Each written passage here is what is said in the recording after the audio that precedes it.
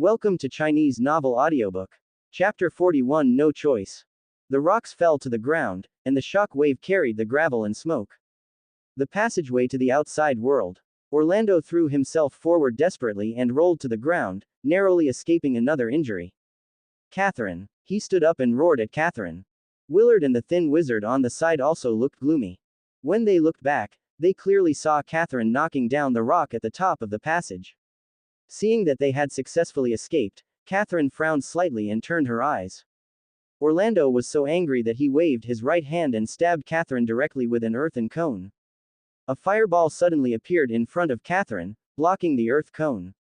Boom! As soon as the two came into contact, the fireball exploded, turning the cone of soil into crumbs. Orlando's face was gloomy, and he was about to take action again, invisible magic brewing in his hands. A bunch of idiots. Catherine glanced at them and spat out a few words coldly. Orlando couldn't help but stagnate, his blood surged and his face turned red. Willard and the thin wizard next to him also looked ugly. The black-maned giant pig king inside is at least as strong as a senior apprentice. If it is not blocked by rocks, Catherine said coldly, then none of us here will survive. What's more, you are so close to the passage, are you afraid that you won't be able to escape? The black-maned giant boar is so powerful that most of the apprentices who were knocked away will not survive. Instead of risking our lives in vain again, we might as well take this opportunity to shoot down the rock and escape. Quote. The anger on Willard's face gradually faded, and the balance in his heart gradually favored Catherine. The thin wizard kept an expressionless face and remained silent. They all tacitly agreed not to mention Colin, who was still alive and kicking and asking for their support. Only Orlando still had anger in his heart, and he wanted to retort. But Catherine interrupted again. I even guessed that the black-maned giant pig king deliberately lured Captain Holt and the others away. Since there is more than one black-maned giant pig here, then maybe there are more than two. When Orlando heard this, his heart suddenly felt cold. He looked past Catherine and behind her. This deep cave passage, with this inference, adds a lot of horror out of thin air. It seemed that at the next moment, another giant pig with black manes would suddenly appear quietly from the darkness at the end of the line of sight. Now that things are like this, there is no point in arguing. The most important thing at this moment is to leave the dark forest as soon as possible. Willard suddenly interrupted. He glanced at the passage not far away, feeling a little scared. As Catherine said, no one knows if there is a third black-maned giant pig. It is undoubtedly a very dangerous thing to stay here now. Orlando glanced at Willard, his expression kept changing, and finally compromised. He walked forward without saying a word. The thin wizard has always remained silent. He is the only member of the Shi Yuan gang here. It is wise to talk less and do more. What's more, he also tends to leave here first. He stepped forward and walked beside Orlando with Willard. Before taking 2 steps, Orlando's expression changed. He suddenly thought of something and stopped. No, Colin is still alive. The punishment for members of the rap school to harm each other's lives is very severe. If what Catherine did was known to the school, she would have to shed half of her skin even if she died. How could she allow insiders like herself to survive in this situation? Willard's expression also changed suddenly, and a terrible suspicion emerged in his mind. He rushed forward suddenly. Orlando and the thin wizard also reacted and rushed forward. Catherine, who was walking at the front, slowly stopped and suddenly turned around to look at them with a playful expression. The 3 of them in Orlando had just taken 2 steps, but the air in front of them seemed to turn into viscous liquid, making it difficult to move even an inch. They were like insects trapped in amber, gradually solidifying in place. Orlando and others looked horrified. They finally figured it out. Catherine never intended to let these insiders go, and her words just now were just to numb them. Catherine's face turned slightly pale, and the witchcraft crystal she held tightly in her hand had turned into powder, but she smiled and suddenly raised her head. A fireball nearly the size of a person appeared in her mind and shot towards the rock at the top of the cave at high speed. Orlando shouted angrily, but this time it was obviously mixed with despair. Willard was holding a piece of witchcraft crystal and kept trying. His originally cold face was now full of panic, and big drops of sweat kept coming out. The thin wizard was even more furious, and the anger was like an erupting volcano, instantly flooding into his brain, making him feel as if he was burning firewood. This veiled bitch. Single quote. The scene of being humiliated by her last time in the west of the city came to mind again, and an anger surged in his heart, but he had nowhere to vent it, so much so that the corners of his eyes tore open and blood gushed out. Click.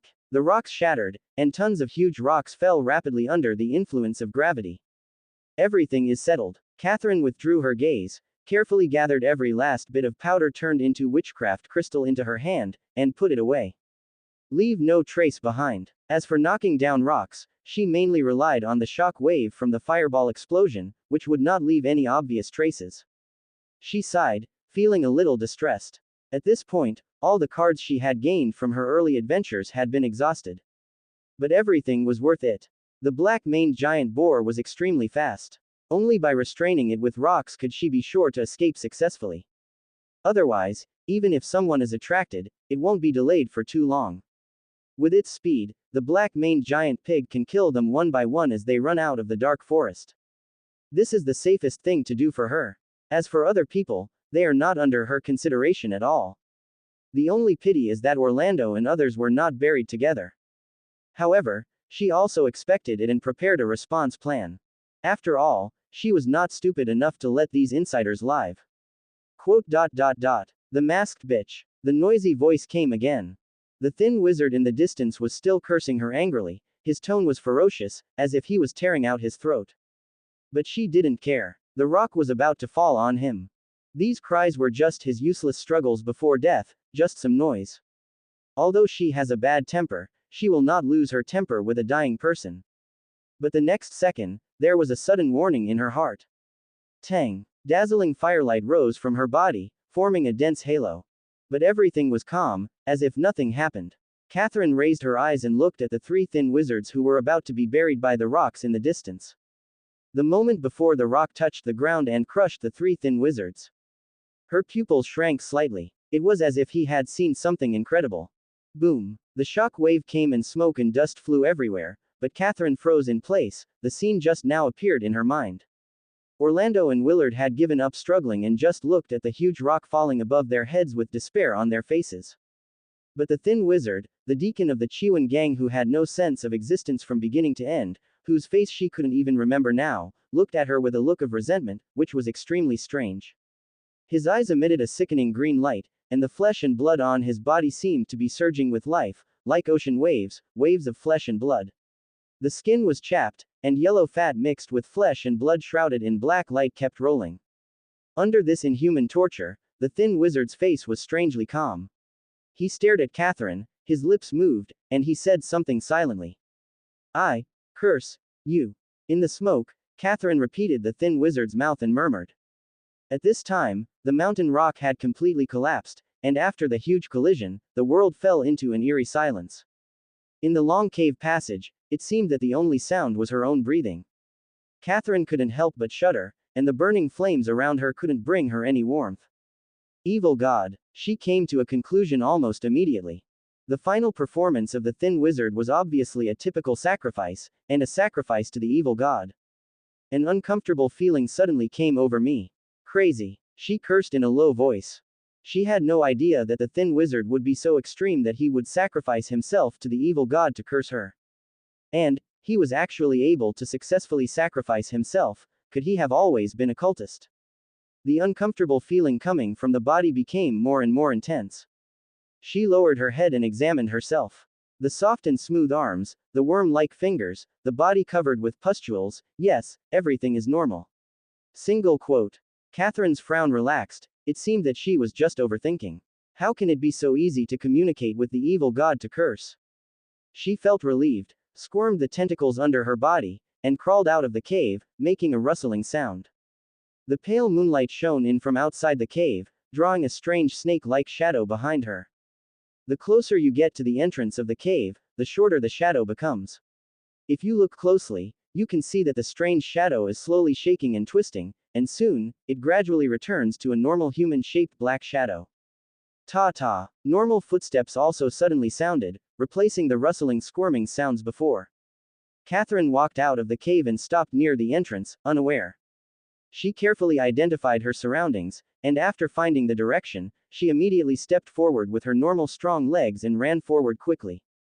Chapter 42 Counterattack. Plop. In the cave hall, Colin plunged into the deep pool like a sharp arrow.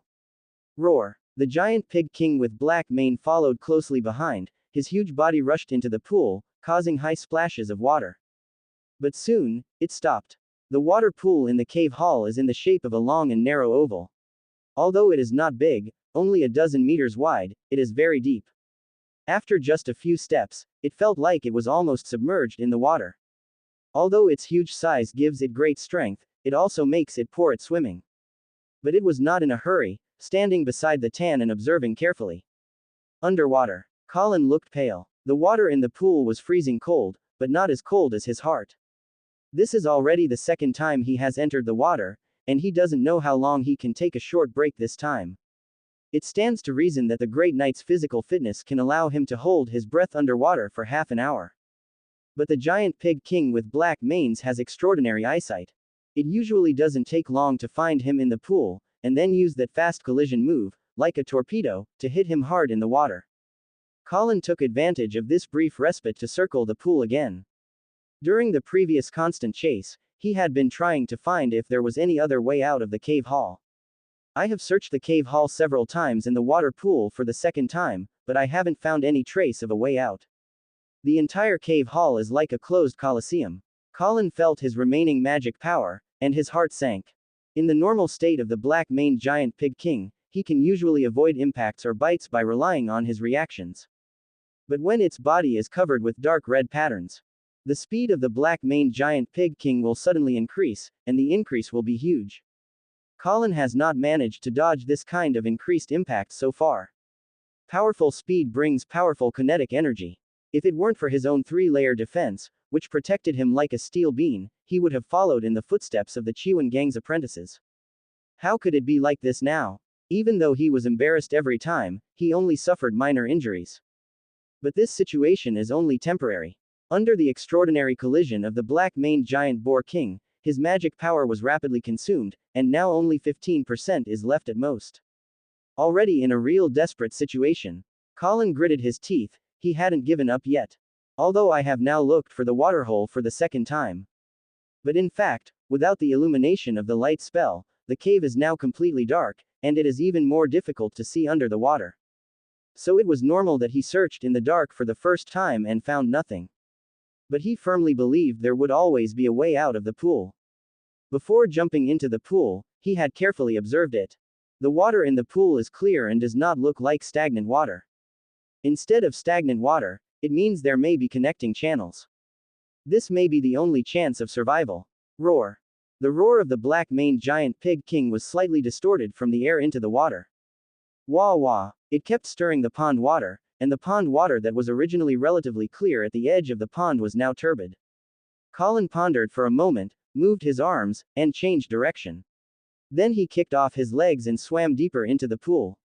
After another while, he slowly stopped, closed his eyes, and relaxed his whole body, from head to toe. Like feathers floating in the air. Colin felt the fluctuations of the water carefully. Brush, brush. It was as rapid and irregular as rain hitting a lute, and it was obviously the fluctuation caused by the giant pig. He concentrated and slowly filtered out this fluctuation. The world is getting quieter and quieter, and the roar of the giant pig in the distance seems as distant as coming from another world. Gradually, he felt that his heartbeat began to slow down. After an unknown amount of time, Colin finally captured the undercurrent that continued to surge under the pool. He opened his eyes, a flash of surprise flashed in his eyes, and then without any hesitation, he immediately swam in the direction of the undercurrent. After a while, he felt that his whole body was enveloped by an undercurrent. It's time, there's no way to pinpoint the location of the passage anymore. Single quote. He prepared himself. His heartbeat gradually accelerated, and then a thought came to his mind. A bright light group lit up at the bottom of the tan. Suddenly, the bottom of the water was as bright as day. Colin quickly scanned the surroundings, trying to find possible undercurrent channels. The giant black-maned pig king in Tanbian was startled. Roar. Its eyes flashed with red light, and the heavy breath exhaled from its mouth and nose caused ripples on the water. It rushed towards Colin's position. Plop. Like a torpedo exploding, the water surface stirred up white water splashes several meters high, hit the roof of the cave heavily, and then fell back into the pool. At this time, The figure of the black-maned giant pig king had completely submerged into the water, and shot towards Colin like a sharp arrow. The speed was so fast that it dragged a long white trail behind him. On the other side, Colin didn't have time to pay attention to the upcoming crisis behind him. He widened his eyes and searched hard around him. The black-maned giant pig king hasn't arrived yet, but the impact of the water flow has already arrived. In an instant, he was like a lone boat in a storm, being carried forward by the current. The black-maned giant pig king behind him will arrive behind him in the next second. At this critical moment, Colin's eyes suddenly lit up. He kicked his legs with all his strength, and swam quickly to the left not far ahead like a swordfish. Bang! The giant pig collided with the stone wall at Tandy and made a dull sound. Roar! The giant black-maned pig king shook his head. In the narrow dark passage that was only the size of a person in front of it, Colin pressed on the walls of the cave on both sides and turned around. The light group summoned by the light spell was suspended between him and the black-maned giant pig king. Through the translucent light group, he could clearly see the black-maned giant pig king staring at him with its red pupils more than 1 meter in diameter. Bang! The black-maned giant pig king suddenly retreated and then slammed into the entrance of the secret passage. Its hard fangs poked away a few pieces of gravel. Wow! The water surged, and Colin retreated slightly reflexively, but quickly stopped again. The stone wall under the water was hard, and the black-maned giant boar king had nowhere to exert its strength. It seemed impossible to pursue him. He looked at the black-maned giant pig king outside the passage, and suddenly his thoughts changed. He quietly took out a few spear darts from behind his waist, held them in his hands, and quietly waited for the opportunity. Bang! Bang! Bang! The black-maned giant pig king was still banging in vain. Colin looked calm and squeezed the spear tighter. After a while, the black-maned giant pig king seemed to know that his efforts were in vain, so he gradually stopped. It swung its body awkwardly and looked at Colin in the passage with its big red eyes again. It's now. Single quote. Colin's eyes narrowed. Uh-huh. 3 spears shot towards the giant pig outside the passage like lightning. Phew. At such a close distance, the black-maned giant pig king had no chance to react. The spear shot straight into its huge left eye. Roar. The giant black-maned pig king neighed in pain. Blood spurted out and spread in the water, instantly staining a large area red. Uh-huh. Colin was not stunned. He continued to use the arrow shooting technique to shoot the spear towards the black-maned giant boar king. Unfortunately, a chance like that only comes once. This time the spear only hit the neck of the black-maned giant boar king and did not cause much damage to it. The next second, when Colin wanted to continue his attack, the black-maned giant pig king suddenly dived down and disappeared from Colin's sight. Colin sighed. Being in a secret passage, although one's own safety can be guaranteed, the range of vision and attack angle are very limited. A large number of thoughts flashed through his mind. After hesitating for a moment, he slowly swam towards the secret passage. He was going to confirm the status of the black-maned giant boar king. I hope the attack just now is deadly enough to kill it. He was not willing to escape rashly along the secret passage behind him. Who knew where it would lead? The best way is always to deal with the black-maned giant pig king in front of you, and then wait for Holt and others to come back in the cave hall. Inside the cave hall were the corpses of dozens of giant black-maned pigs and the corpses of several wizard apprentices. Therefore, even if the passage to the outside world is buried by rubble, Holt and the others will most likely return and find a way to open the passage. As he swam out of the passage, he felt the movement outside. At first, there was still a surge of water, as well as the unique painful roar of the black-maned giant pig king, but as he got closer and closer to the entrance of the passage, they slowly weakened. When we reached the entrance of the secret passage, everything calmed down. Colin cautiously poked his head out of the secret passage, but found nothing. The uneven walls blocked his view and created many blind spots. Seeing this, he had a thought in his mind. Uh-huh. A ball of light quickly flew outside. Colin observed the outside world carefully. Nothing happened. All was calm. Chapter 43 Strengthening. Can't wait any longer, Colin thought to himself. The time he can stay in the water is always limited, and he can't waste time like this. He gritted his teeth, took out a spear and held it in his hand. He kicked off his legs and slowly swam out of the passage. As soon as he came out of the passage, he quickly glanced around, focusing on the place directly below where the giant pig had dived. By the white light of illumination, he clearly saw a huge creature lying on the bottom of the tan directly below him. Silent and lifeless. A burst of ecstasy suddenly surged into Colin's heart. The black-maned giant pig king is dead. Single quote. After the ecstasy, there was a deep fatigue that almost made him faint. It took him a while to calm down his excitement and joy, then he slowly adjusted his posture and swam toward the water. But as soon as I kicked my legs, a warning sign suddenly came. Colin subconsciously glanced under him, his expression changed drastically, and he quickly turned around and swam toward the secret passage. The black bristled giant pig king at the bottom of Tandy now had countless red veins appearing on its body, and as the red veins lit up, it began to slowly return to life. Bang! Bang! Bang! The sound of heartbeats like drums spread rapidly through the water, making Colin's heartbeat inexplicably accelerate. He once again refreshed his understanding of the healing power of the black-maned giant boar king. While swimming, he was not idle, but tried to shoot spears to interrupt the black-maned giant pig king. But the light up of the red veins has already reached a perverted level in its self-healing ability. The big holes caused by the spears often healed and returned to their original appearance within a second. At this time Colin also realized the limitations of the spear. When facing such a large creature, the knuckle-sized spears that I customized had great penetrating power, but their lethality was not satisfactory. Roar! Came the dull roar of the black-maned giant pig king. I don't know how it can roar in the water.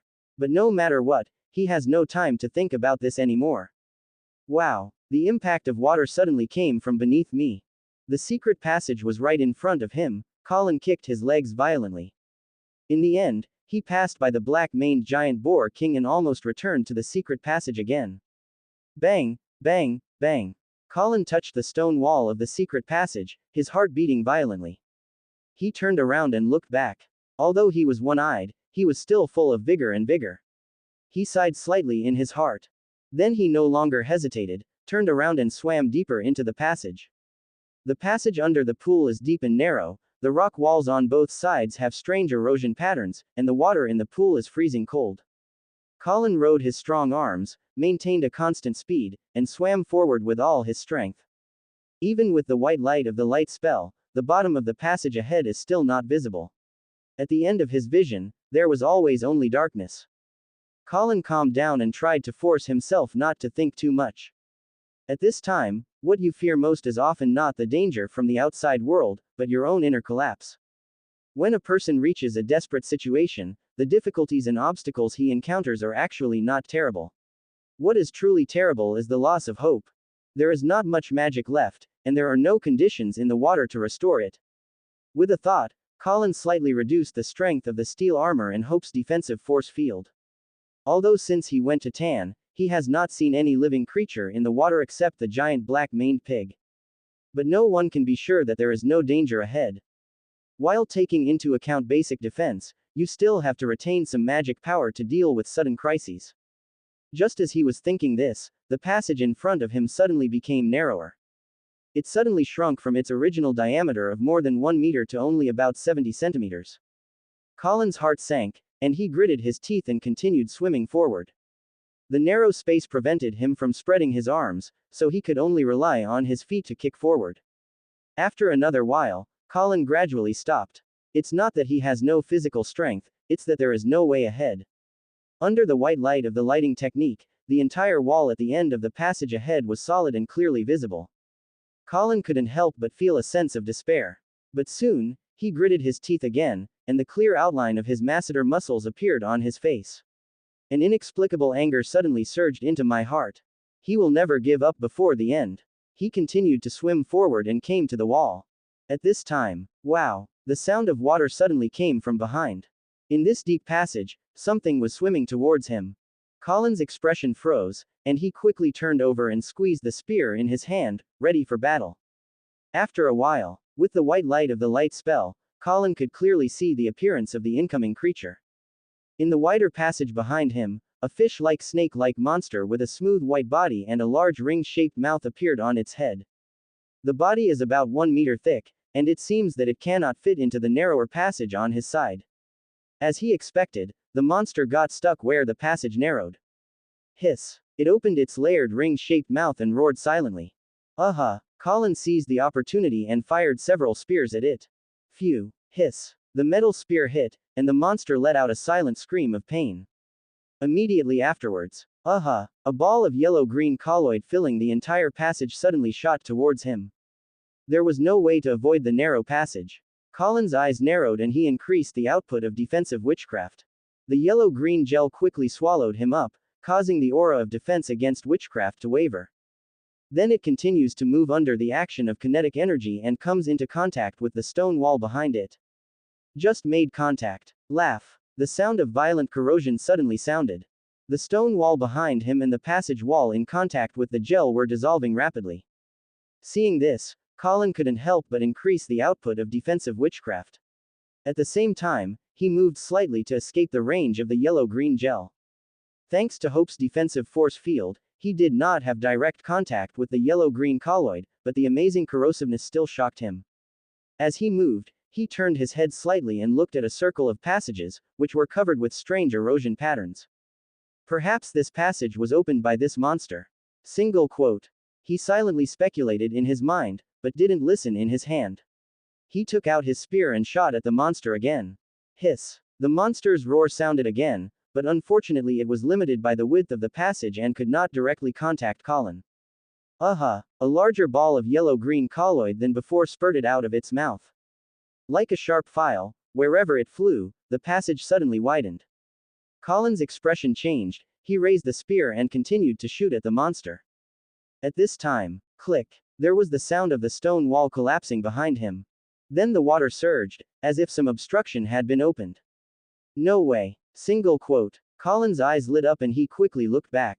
At the end of the passage, which was originally a dead end, a large hole was eroded by the yellow-green colloid. Seeing this, Colin couldn't help but feel ecstasy on his face. But he was in no hurry to leave. Turning around, he looked at the white monster in front of him that was constantly pouring blood. It happened to be a favorable terrain right now, and the passage was narrow, so the white monster couldn't pass. If you don't take the opportunity to kill it, after a while it will corrode and widen the channel, and it will be able to move freely, but it will not have such a comfortable output space. Colin took out several spears and pondered them carefully. After a while, the maximum power of the arrow shooting technique drives several metal spears to burst out and move forward at high speed in the water. Phew! Hiss! The white monster screamed in pain, and blood filled the air and spread. Then gradually lost his voice. Under the illumination of the light spell, the white monster floated quietly in the water, and its head was shattered by the spear. Looks dead, but just in case, Colin fired several more spears at the strange fish, and did not stop until his body was broken into several pieces. After doing this, he turned around and quickly drilled into the large hole eroded by the stone wall behind. The soft white light of the light spell illuminates the surrounding area. He walked through the gaping hole created by erosion. Next moment, expressing ecstasy! Exclamation mark. Chapter 44 Return. Wow! Wow! A gray and white stone room converted from a cave. Silence reigned, except for the sound of the water flowing in the pool. Next to the deep pool, an unconscious figure was lying. After an unknown amount of time, his eyelashes fluttered and he slowly opened his eyes. The next second, Colin immediately jumped up and stood upright. His eyes were fixed on the broken pyramid-shaped building not far away. As he moved, the blood scabs on his body scattered like catkins. This is, single quote, the abnormality on his body caught him off guard, and he couldn't help but feel suspicious. He quickly raised his arm to check it back and forth. But he didn't notice anything strange. All he saw was smooth and flat skin. But Colin's heart did not relax. Instead, a layer of gloom enveloped him. Suddenly, as he looked at the fallen blood scabs, he seemed to think of something. He took out a spear, pointed it at his arm, hesitated, and then struck hard. Under the action of the sharp spear, a wound appeared instantly. But the next second, before the blood could gush out, the wound healed in the blink of an eye. Colin was startled. Although he was a great knight, such a healing speed was obviously not something he could possess. He stopped where he was, feeling himself carefully. There is a constant cooling feeling between the eyebrows, which promotes a spiritual uplift. At the same time, a warm feeling came from the heart, strengthening the body. Colin looked uncertain, remembering what happened just now. Not long ago, he successfully killed the white monster, passed through the large erosion hole, and found this pool. At that time, the time I could hold my breath had almost reached its limit. No time to think too much. He swam desperately toward the water.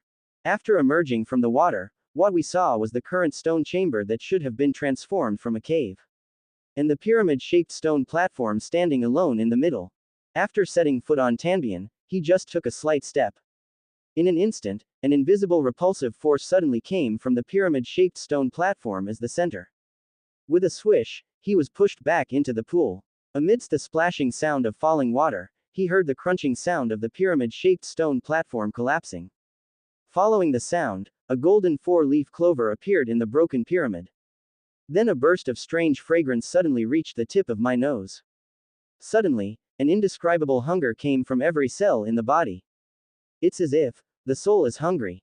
The saliva secreted uncontrollably, and he didn't even have time to swallow. Soon, it overflowed from his mouth and dripped down his chin into the puddle. Then his consciousness darkened, and he was now. It looks like he has obviously swallowed the golden four-leaf clover.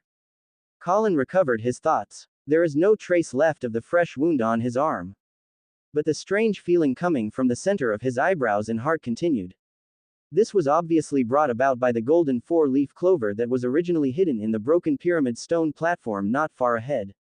No, that is definitely not an ordinary golden four-leaf clover. Single quote. But soon, he shook his head again. Golden four-leaf clover, as the name suggests, is a four-leaf clover that seems to be made of gold. Each of its heart-shaped leaves and even the rhizomes are bright golden. When exposed to the outside world when mature, little bits of gold powder will spill out between virtual and real. When taking it, you don't need to swallow it. Instead, you need to place it a finger's distance in front of your eyebrows, and then mobilize your mental power to capture the gold powder. It spreads between reality and reality just like capturing magic energy during meditation. It is a rare magic potion. But it is not a natural creation, but was cultivated by an unknown wizard a long time ago.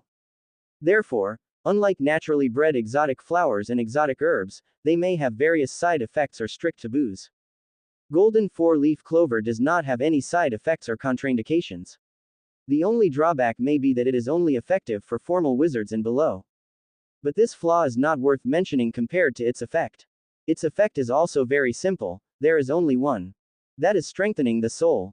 You know, it is not an easy thing to improve your soul. Except for a few rare magic potions like golden four-leaf clover. If a wizard wants to improve his soul, he can only cross every major realm. For example, from a wizard apprentice to a formal wizard, from a first-level wizard to a second-level wizard, etc.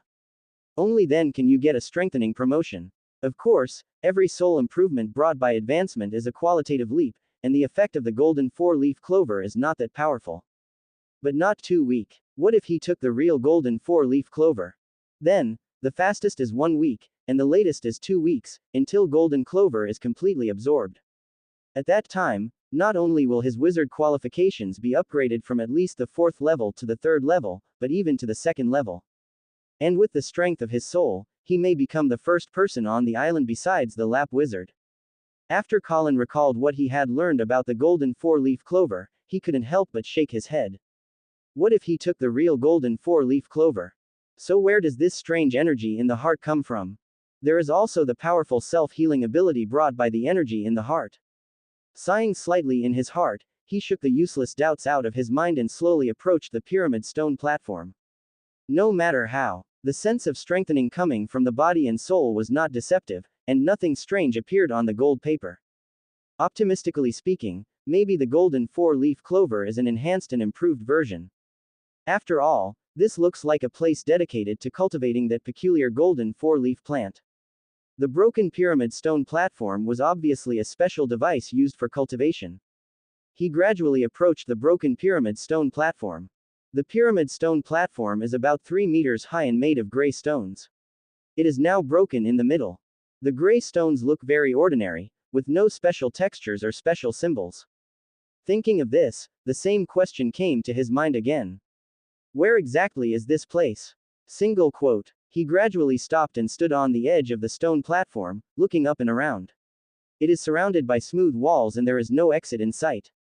This question obviously cannot be answered now. Colin looked at the stone platform next to the pool again, and a suspicion suddenly emerged in his mind. The white strange fish probably eroded the long passage just because it knew about the existence of the golden four-leaf clover. He walked around the stone chamber a few more times, but still couldn't find any exit. Colin sighed. He had already planned for such an outcome, so he didn't find it difficult to accept it. His plan is to wait here for a while longer, then return to the previous cave hall again. It was hoped that Holt and others had returned successfully and killed the giant black-maned pig. The success rate seems to be low. But in fact, there is a high probability that Holt and others will return again. After all, even if you don't care about the corpse of the apprentice in the cave hall, there are still so many valuable black-maned giant boar corpses inside. These are magic stones, and you won't give up so easily. Colin looked around at the stone chamber in front of him again and sighed. I don't know who built this stone chamber, and how he cultivated such a special golden four-leaf clover. Of course, looking at the layer of blood scab falling on the ground, he secretly thought he was lucky. Just by looking at this layer of blood scab, you can clearly understand the danger just now. Although this special golden four-leaf clover has a powerful effect, it is also much more dangerous than the ordinary four-leaf clover. If it weren't for being a great knight, I probably wouldn't be able to survive it. While thinking about it, Colin used the cleaning technique and the fireball technique to clean up the traces of the stone chamber, and also burned his own blood scab to ashes, destroying the corpse and eliminating traces. Then he waited a long time to adjust his condition before jumping into the water again and swimming towards the previous cave hall. Chapter 45 Return to the City. Wow! In the cave hall, a cluster of water suddenly rose from the calm pool, and a figure faintly emerged. Who? The face of the city guard who was in charge of cutting up the carcass of the black-maned giant pig changed drastically. The two wizards standing nearby also tensed up. This is a dark forest, and there is no room for them to be careless. Don't be nervous. Colin came to the shore, stood by the pool, raised his triangle badge, and said slowly. The triangular badge the size of a table tennis ball was glowing silver in his hand. The expressions of the two wizards on the opposite side softened slightly. The school's badges are bound 1-to-1, and only I can inspire this silver-white brilliance. Is Wizard Holt still here? Colin asked again. Leave the stone room and return to the water pool. It was exactly as he thought. The giant black-maned pig that forced him into a desperate situation had been killed by Holt and the two men, and the passage connecting the cave hall had been reopened. Even now, there are city guards in the cave hall breaking down and carrying the carcass of the black-maned giant pig. It seemed that more time had passed than he thought. After all, the stone chamber is isolated from the world and there is no light, so it is difficult to detect the specific passage of time. Wizard Holt should be in the city now. A wizard on the left in front of him replied, and then he paused and said, You must be Colin, everyone thought you were dead. Colin smiled and didn't explain much. He just nodded to them and said, I have to go find Captain Holt, so I won't disturb your work for now. 40 minutes later, the guard station in the west of the city. Tuck tuck tuck. Colin knocked on the wooden door of a room on the second floor. Please come in. A familiar voice came. Colin pushed open the door and entered. Holt was sitting behind a black wooden table, basking in the sun. Colin. Seeing him, Holt couldn't help but express surprise. Although Colin's body was not found in the cave hall, he did not have high hope that Colin was alive. Captain. Colin nodded to him calmly. Although the wizard's robe was constantly cleansed, it was still dry, but the corners were already somewhat tattered. His half-length blonde hair was still wet and a little embarrassed. It seems that you have a lot to say to me, Holt said slowly after looking around at Colin. Next, Colin told Holt in detail what happened before. Of course, the contents of the stone chamber are hidden. He just said that he relied on the witchcraft of suspended animation and hid in a pool to escape. After listening to Colin's story, Holt frowned slightly and said, So you are saying that when you were confronting the giant black-maned boar, Catherine and others took the opportunity to escape and blew up the passage? I'm not entirely sure whether they blew up the passage, but I speculate that it is likely the case. Colin explained calmly. Do you know that Orlando, Willard, and Bellick of the Chiwan gang are all dead? After a moment of silence, Holt suddenly asked. Everyone except Catherine is dead. Colin was a little surprised. Holt continued earnestly. I'm happy that you can survive. As long as you survive, No one will care how you survive. Colin looked confused and looked at Holt doubtfully. Holt frowned, sighed, and simply stated clearly. Catherine is the exact opposite of what you're saying, you know. Everything I said is true. Colin emphasized in a deep voice. Colin. Holt shook his head to stop him. His tone was no longer gentle and he said in a deep voice. If according to what you said, the 3 senior intermediate apprentices were half disabled by the black-maned giant boar, then how can you still be alive and kicking? How can you confront the black-maned giant boar with your own strength? Colin hesitated for a moment and was about to explain. But Holt interrupted him again. Catherine said that it was because of your nervousness that the formation was disrupted. Then the giant black-maned boar knocked you away and at the same time the roof of the cave collapsed. Under the chain reaction, a large part of the cave roof collapsed one after another. Willard and others were frightened by the black-maned giant pig and did not have time to escape. Quote. In the end, only Catherine survived by chance. Holt gradually calmed down, turned around and looked at Colin, his tone softened slightly. Colin, you have just advanced. Inexperienced in combat, it is normal to be nervous in battle. No one will blame you. There is no need for you to make up this excuse. Colin was stunned, and a large number of complicated thoughts flashed through his heart. He didn't expect that Catherine would complain first, and Orlando and the others would actually die. Could it be that Catherine killed Orlando and the others? Single quote. As if a blessing came to his mind, this speculation emerged in his mind. But now is not the time to dwell on such things. His eyes flashed, and with a clang, he pulled out the bee needle from his waist. Holt raised his eyebrows, but he didn't care. But the next second, his pupils shrank slightly. Colin raised his arm and stabbed the thin sword in his hand hard at the palm of his raised left hand. Ding! The bee needle collided with the palm of his left hand, making a sound like gold and stone hitting each other. Colin continued to exert force, and the bee needle gradually bent under the strong force. He did not let go until it bent to 90 degrees. Then he looked up at Holt with a calm expression. Holt wasn't angry either. He looked at Colin's intact left hand and was really shocked. He knew that Colin was the Grand Knight. The Great Knight is the pinnacle of the Knight system, although it is nothing compared to the Wizard. But this is only because the Knight's attack methods are too single and his own defense is average. In terms of actual attack power, generally speaking, the defensive witchcraft used by intermediate apprentices cannot defend against the full thrust of the Great Knight. After all, it's a stabbing attack, not a slashing attack. Of course, no wizard would be stupid enough to let a Great Knight get close to him. He also saw that Colin used all his strength, and the bee needle was also a rare and good sword. After pondering for a moment, he took the initiative to apologize. I blamed you wrongly, Colin. Don't worry too much, Captain. Colin responded calmly. As for Catherine, I will go find her again and ask her. Holt continued to add, with a solemn look in his eyes. Apparently the suspicion of Catherine also came to mind. Seeing this, Colin didn't add anything more. After a pause, he said goodbye to Holt. Then walked towards home. People cannot do things based on imagination. Otherwise, you will not be able to take revenge on the real culprit, and you will easily create unnecessary enemies for yourself. That's why, as soon as he returned to the city, he went to report to Holt first. But now, combined with the information from Holt and his own experience in the cave hall, he was already 80% sure that it was Catherine who destroyed the tunnel and killed 3 people in Orlando at the same time. Although I don't know how Catherine managed to kill 3 people at the same time, the truth of the matter should be close to 10. However, he is not in a hurry to cause trouble for Catherine now. If it is true as he thinks, the school will avenge him without him taking action. After doing such a thing, Catherine had no choice but to die. Don't even think about surviving, not even as a slave like Charlie. Of course, if the school cannot do justice to him. Colin's eyes flashed with a glint, and he said quietly in his heart. Then I can only do it myself. Subscribe to Chinese Novel Audiobook YouTube channel. Chapter 46 Madness. Guard office in the west of the city. In the room on the 2nd floor. Holt did not go directly to Catherine, but paced back and forth in the room, thinking to himself. Although he already believed Colin's words, there was still doubt about this matter. The biggest doubt is, why did the 3 people in Orlando die under falling rocks?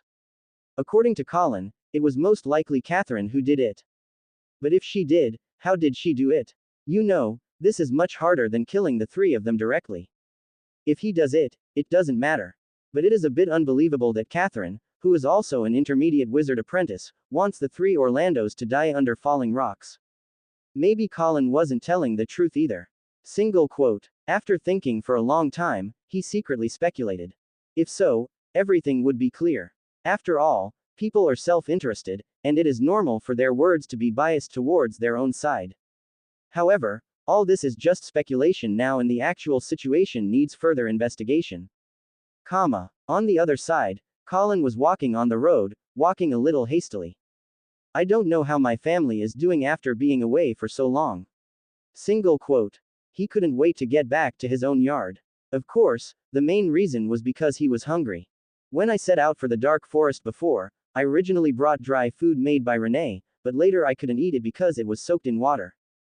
It was already the afternoon of the second day and he was already hungry. Rumble. At this time, thunder suddenly came from the distance. Colin glanced up at the sky. The weather on the island is more unpredictable than in the mountains. It was sunny just now, but now it is gradually becoming overcast with dark clouds. It was about to rain. His pace couldn't help but speed up a bit. When he becomes a senior wizard apprentice and learns flying witchcraft, traveling will not be so hard. Crossed the street, turned into an alley, and walked for a few more minutes. Rumble. With a sound of thunder, heavy rain poured down. Colin frowned and continued walking forward. But at the next intersection, he gradually stopped. Click. Blue lightning flashed across, suddenly illuminating the dim world. It also illuminated the veiled figure of a woman in front of Colin. Quote. You're not dead, the woman asked lightly, seeming a little surprised. But the expression on his face was stiff and strange. A bit like some women in previous lives who had excessive plastic surgery and seemed to have lost control of their facial muscles. Thanks to you. Colin's expression remained unchanged and he choked back. Ho. But what Colin didn't expect was that he finished his sentence. Catherine was stuck in place as if she was dead, with her eyes sometimes angry and sometimes confused, and her mouth kept making ho-ho sounds. Is she mad at me? Colin was a little confused for a moment. A fireball suddenly shot towards him. Crazy woman. Colin cursed secretly, but he was already prepared for this and slipped to the side. The fireball passed by his left side along with a wave of heat. Colin took out the metal arrow and was about to fight back.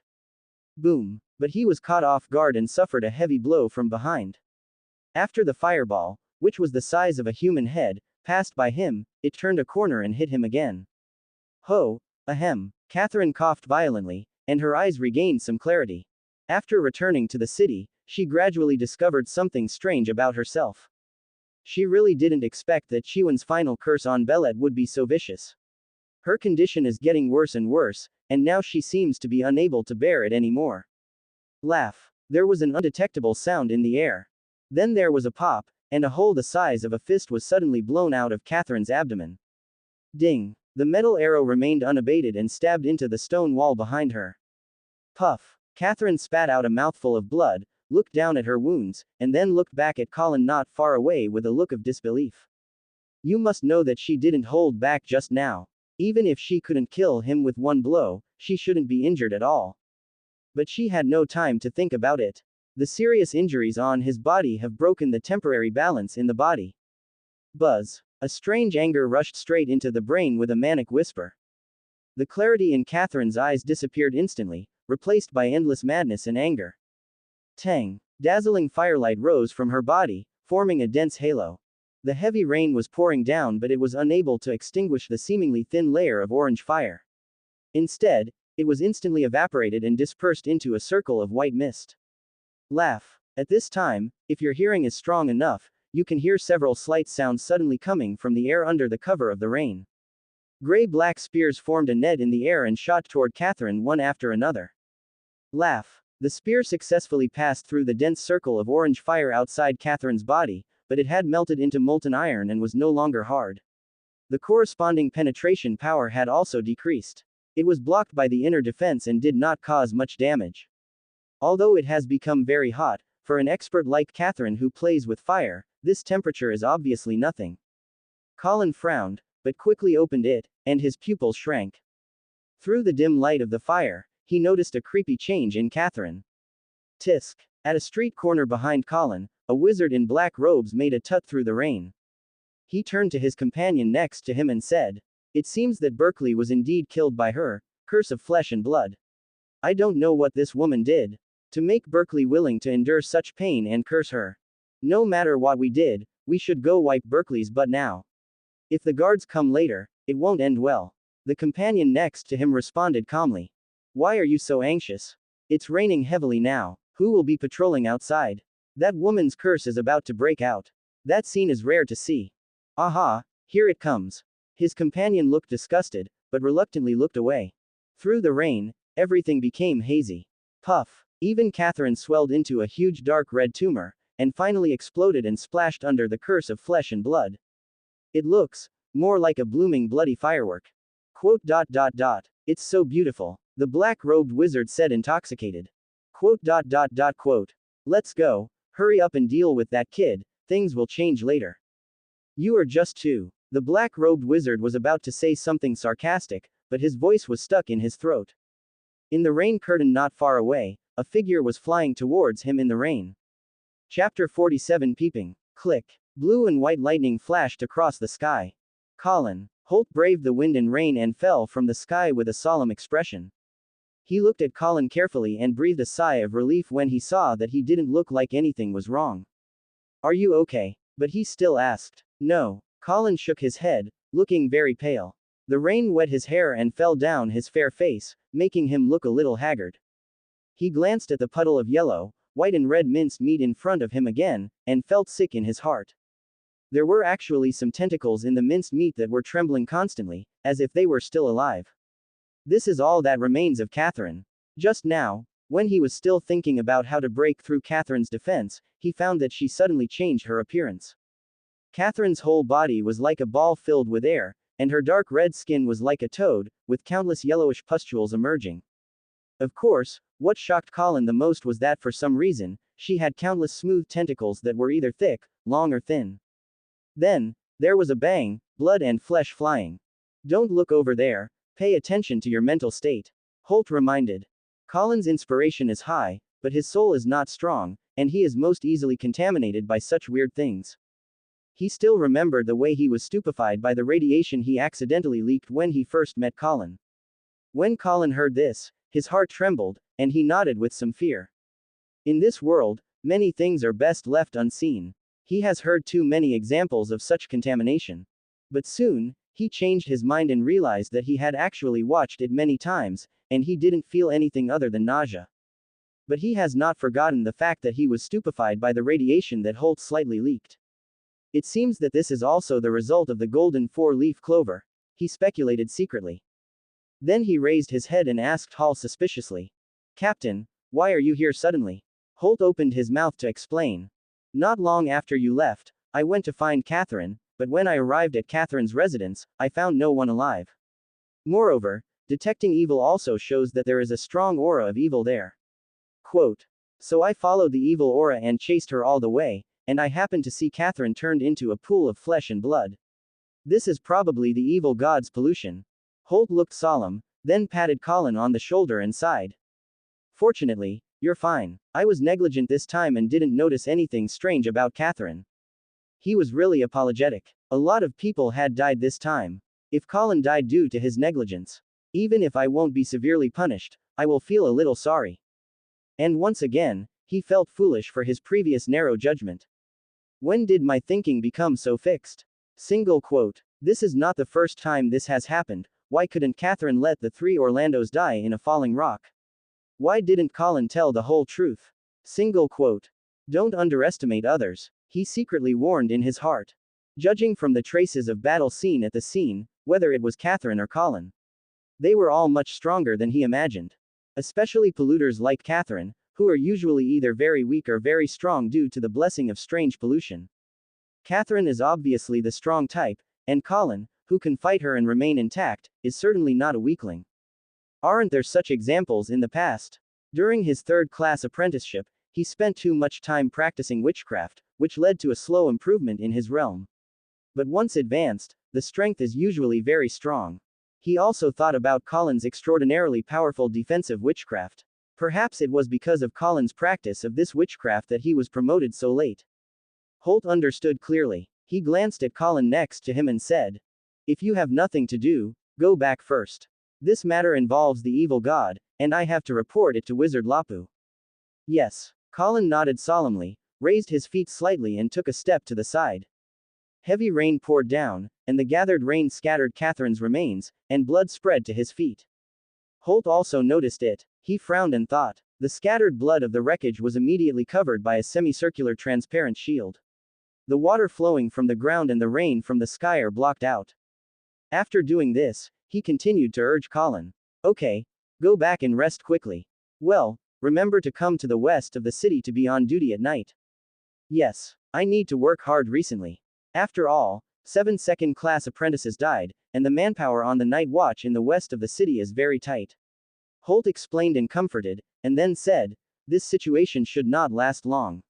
Lord Hongyan has already this incident was reported to the Lap Wizard." Holt glanced into the distance, and then said meaningfully, quote, "Perhaps, after a while, there will be big changes in the west of the city." Colin was a little confused, but Holt just shook his head. "Then I'll leave first." He had no choice but to say goodbye to Holt and turn to leave. Before leaving, Colin glanced into the distance inadvertently. The heavy rain like a curtain blurred everything, making it difficult for him to see clearly, but there should be no one there. Looking at Holt, he didn't seem to notice anything strange. Maybe it's an illusion. Single quote. Colin stopped worrying and turned around and rushed home. Far away, under the eaves. The black-robed wizard sighed and said, "Let's go, there's nothing to see anymore, and Holt can't be eliminated instantly. Go back and report to the adults." "Oh, this is the only way. Fortunately, Berkeley still has some brains and used the curse of flesh and blood." His companion also sighed. The figures of the two people gradually disappeared into the rain. Wah wah wah. The heavy rain fell, and long lines of rain pillars hit the eaves, splashing large water splashes, and then slid down the corners of the eaves. Finally, it blends into the puddles on the ground. Ta ta ta. The sound of imperceptible footsteps came. Colin slowly walked out from the corner of the house and glanced around. This is where the sense of peeping came from just now. Single quote. He originally wanted to go home directly. But as he walked on the road, the more he thought about it, the more he realized that the sense of voyeurism was not an illusion.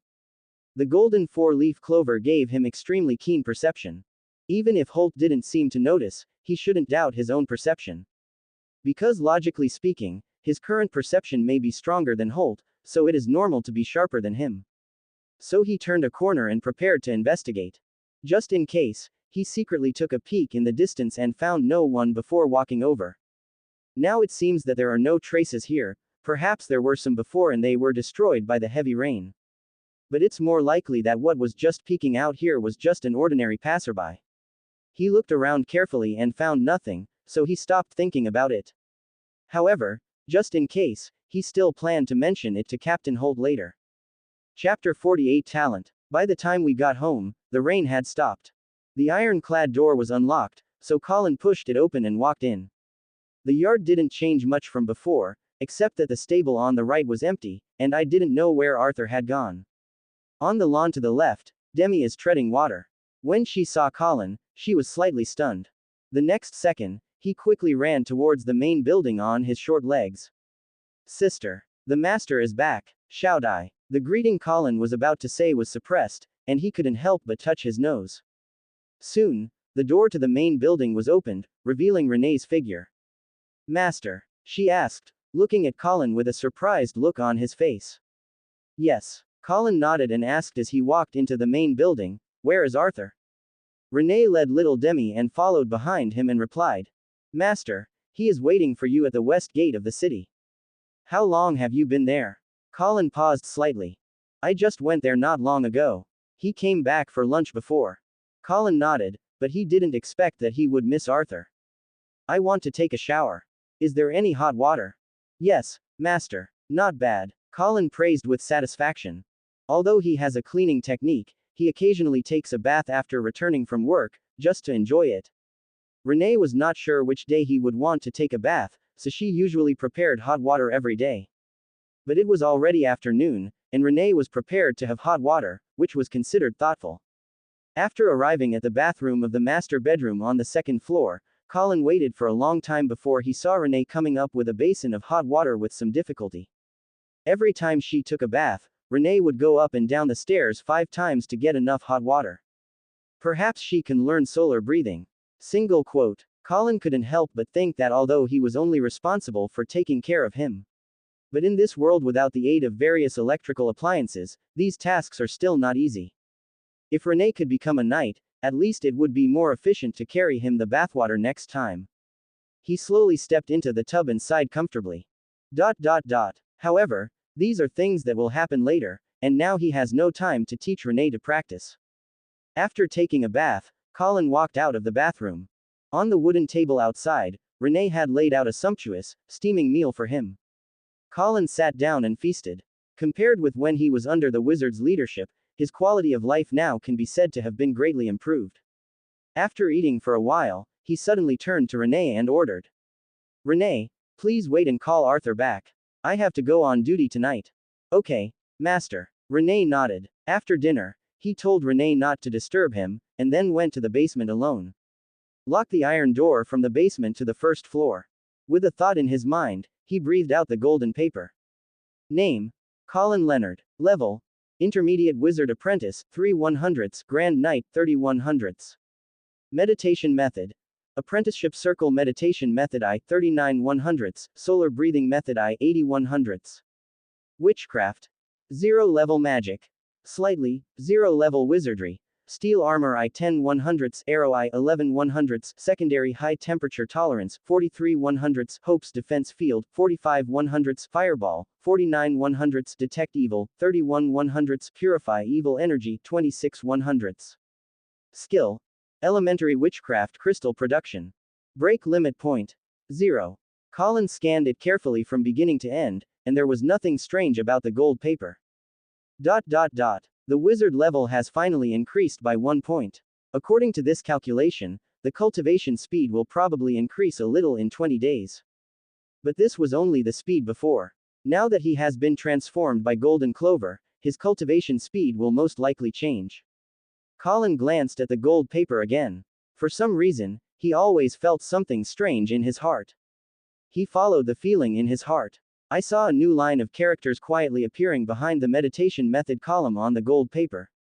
Talent: Intermediate Strength, 23/100. Colin was shocked and quickly reacted. This intermediate life-strengthening talent should obviously refer to the powerful self-healing ability brought to him by that unusual golden 4-leaf clover. From this point of view, the most important effect of the golden 4-leaf clover is probably not to strengthen the soul, but to allow the user to gain this life-strengthening talent.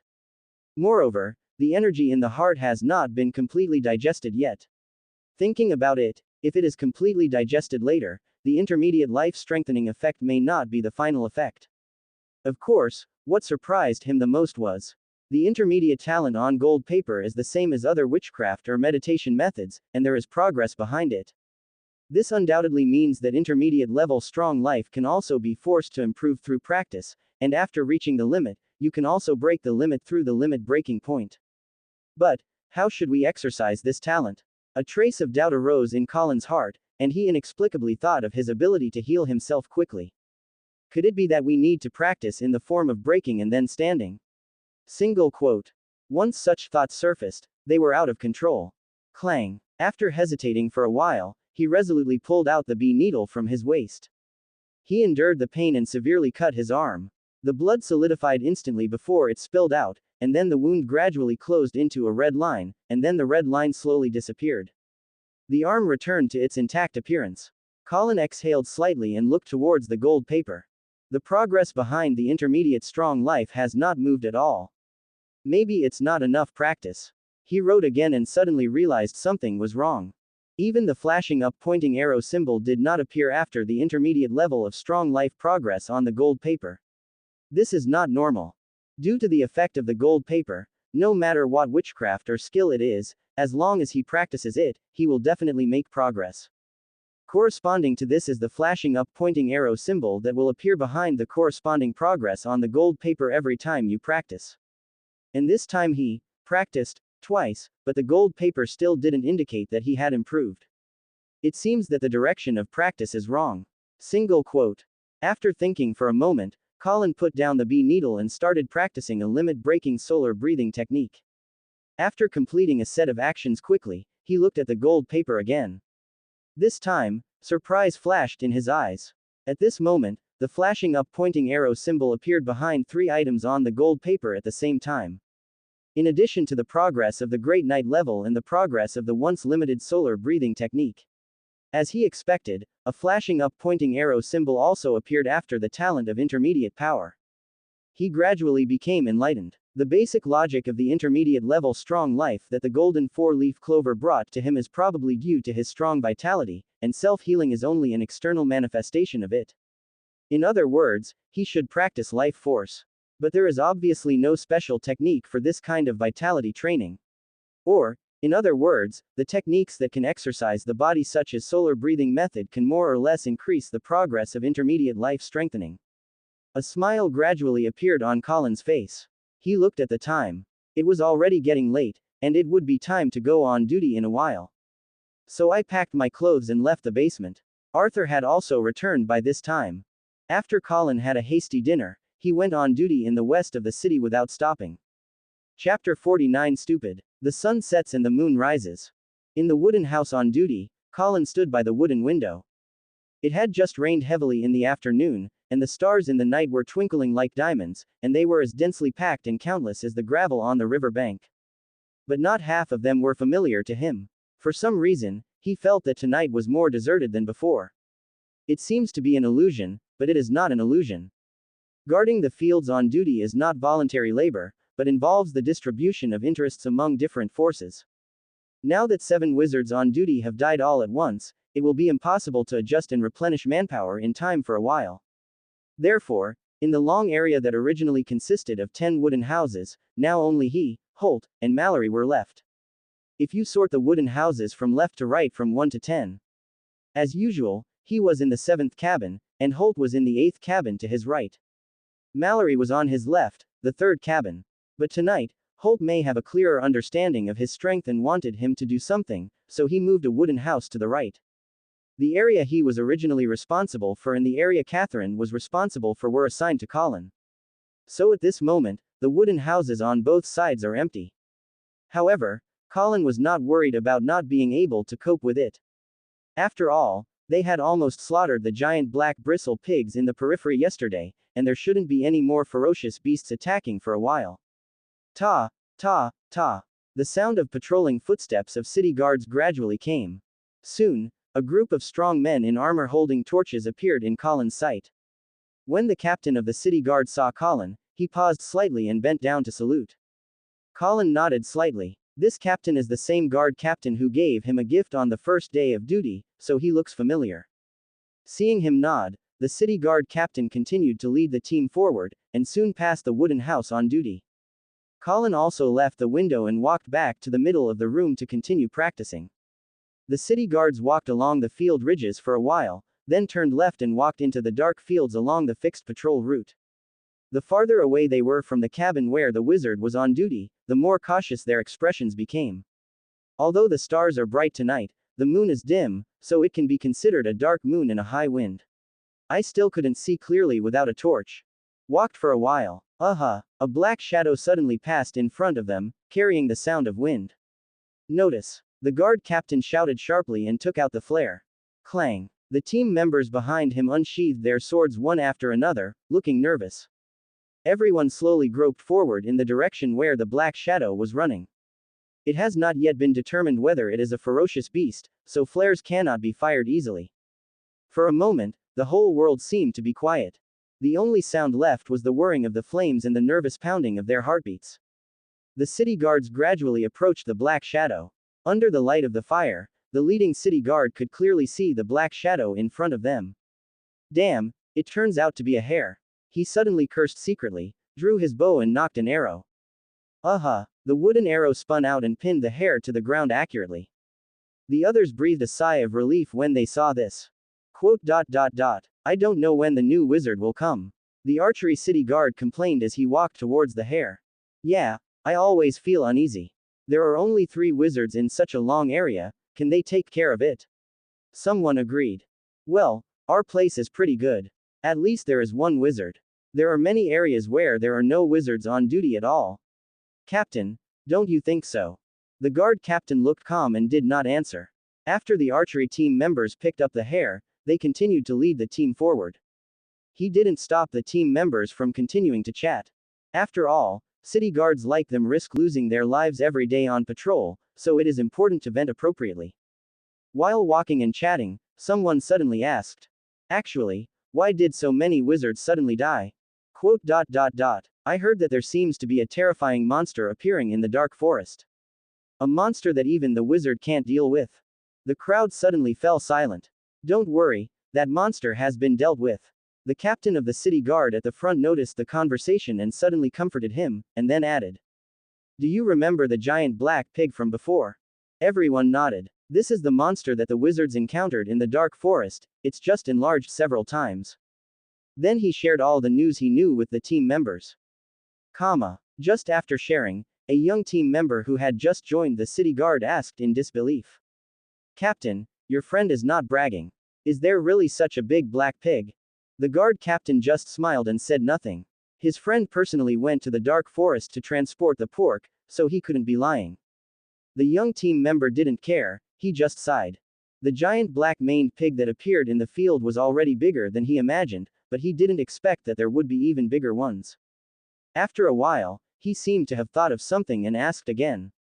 Captain, isn't the wizard on duty in our area a new wizard who has just advanced? Why was it that only he and 2 other senior wizards survived? Quote.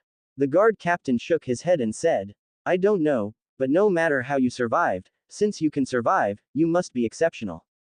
At least, it is superior in life-saving. Quote. He paused and said. According to my friend, when he was decomposing the giant pig carcass, he happened to encounter the wizard coming out of the pool, and he was quite frightened. Quote. Quote. Hiding in the pool. After a while, someone murmured in a low voice. The people on patrol had many thoughts, but no one paid attention to him, and the conversation was discontinued. The captain of the guard was also a little worried. He inexplicably thought of what Colin hinted to the team members on the day he arrived. Having a strong life-saving ability does not mean that you are strong. After a while, he seemed to feel that the atmosphere was too silent, so he spoke again. There is no need to worry too much. The wizards have killed all the giant pigs this time. There should be no more giant pigs coming. But even if there are no giant pigs, there are still other ferocious beasts. Wasn't there no giant pigs before?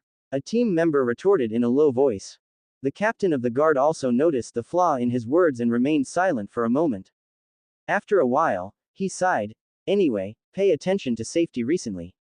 Just in the middle of what he said, he suddenly shut up, raised his hand to signal everyone to be silent, then tilted his head slightly and pricked up his ears. Click, click, click. A slight sound came from the dark forest not far away. It seemed to be the sound of branches breaking, and it sounded like something was constantly crashing in the forest. And it seemed to be getting closer. The guard captain's expression changed slightly and he took off the flare from his waist. The next second, a giant pig with black mane suddenly jumped out of the dark forest. Even though it was difficult to see clearly due to the darkness, its huge body could be recognized without having to see it clearly. Back off. The guard captain looked calm, and while giving orders to his team members, he quickly fired the flare in his hand. Whoosh! Flares shot into the sky. Ouch! A ferocious wolf howl suddenly sounded. Boom! Bright flares exploded in the air. With the light shed by the signal bomb, the city guards could clearly see the scene in front of them. Behind the panicked giant pig with black manes, there were actually 8 or 9 giant gray wolves that were only slightly smaller than the giant pig. Among them, walking at the end of the pack was an extraordinary white giant wolf. At this time, it was looking at the city guards with human eyes. Run away. The captain of the city guard suddenly felt something bad. He shouted loudly and took the lead in fleeing towards the wooden house where Colin was.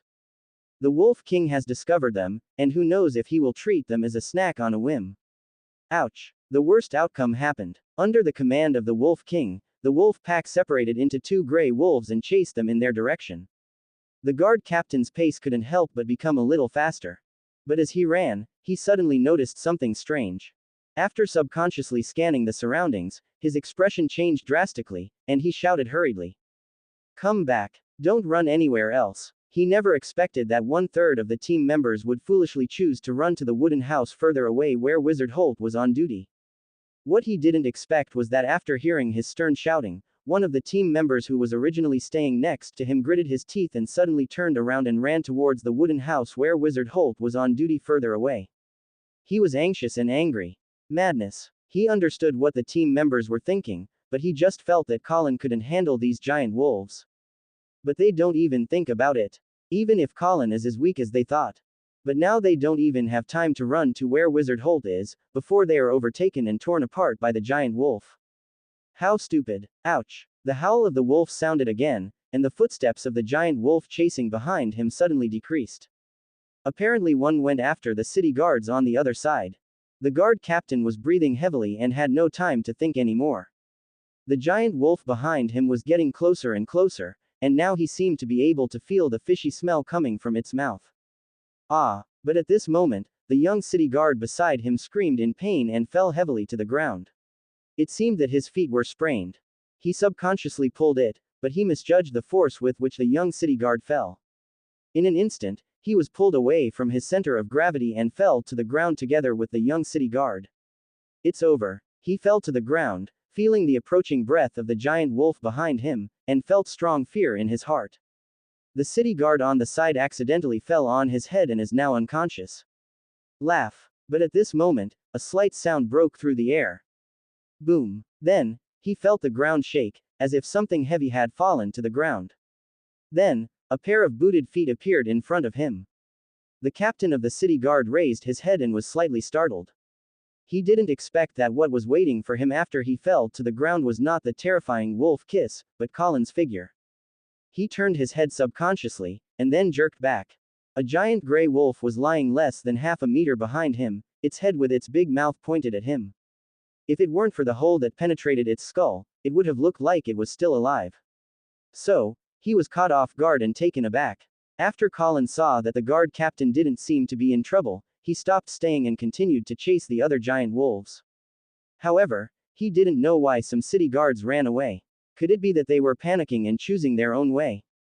He couldn't help but sigh. At the current speed, it would be difficult for him to save them. At this time, the captain of the city guard finally came to his senses. He watched Colin gradually leave, his pupils slightly dilated, and his heart was full of shock. After a while, he slowly stood up. Exclamation mark. Chapter 50 Lap Wizard. Under the night, on the endless dark field, a ball of fire gathered. Where the firelight gathered, Holt and Colin were standing side by side. In front of them was a huge white wolf. The white wolf fell to the ground dead. The fatal injury seemed to be a huge penetrating wound on its head. Several city guards were cutting up the wolf carcasses. There are more and more types of ferocious beasts, and they are getting stronger and stronger. These giant wolves have never appeared before. Holt suddenly sighed. Originally, he had no intention of coming after seeing the flare. But then several wolf howls were heard one after another, and it sounded like there were quite a lot of ferocious beasts attacking. Although he is not worried about Colin's safety, after all, Colin's defensive witchcraft strength is already the best among intermediate apprentices. But after all, Colin was only an intermediate apprentice. After thinking for a while, he was ready to come over and help. But he didn't expect that by the time he arrived, the battle had already ended. From this point of view, in addition to defense, Colin's attack is also not bad. When Colin heard this, he nodded silently. He didn't feel much about it. After all, this was his first month on duty. In his opinion, the giant wolf that was attacking tonight was not as powerful as the black-maned giant pig before, if they were one-on-one. They can hunt the black-maned giant boar just because the black-maned giant boar is not very powerful in attacking, and they are more powerful in numbers than wolves. I didn't expect that the outer edge of the dark forest close to this area had just been cleaned up, and another vicious beast would attack so soon. Holt continued to sigh. But I think those giant wolves came after the giant black-maned pig. Maybe this is just a coincidence. Colin was confused. It's a coincidence, but it's not. Holt smiled and explained, the giant black-maned pig was undoubtedly the overlord of this area before. In other words, the outer edge of the dark forest near this area was their territory. Quote. Now that we have basically slaughtered them all, the vacancies in the original territory will naturally be filled by other ferocious beasts. Colin nodded, and that was indeed the truth. Boom. At this time, a signal flare suddenly exploded in the sky in the distance. Colin looked from a distance, and saw the light of fire swaying in the darkness in the distance.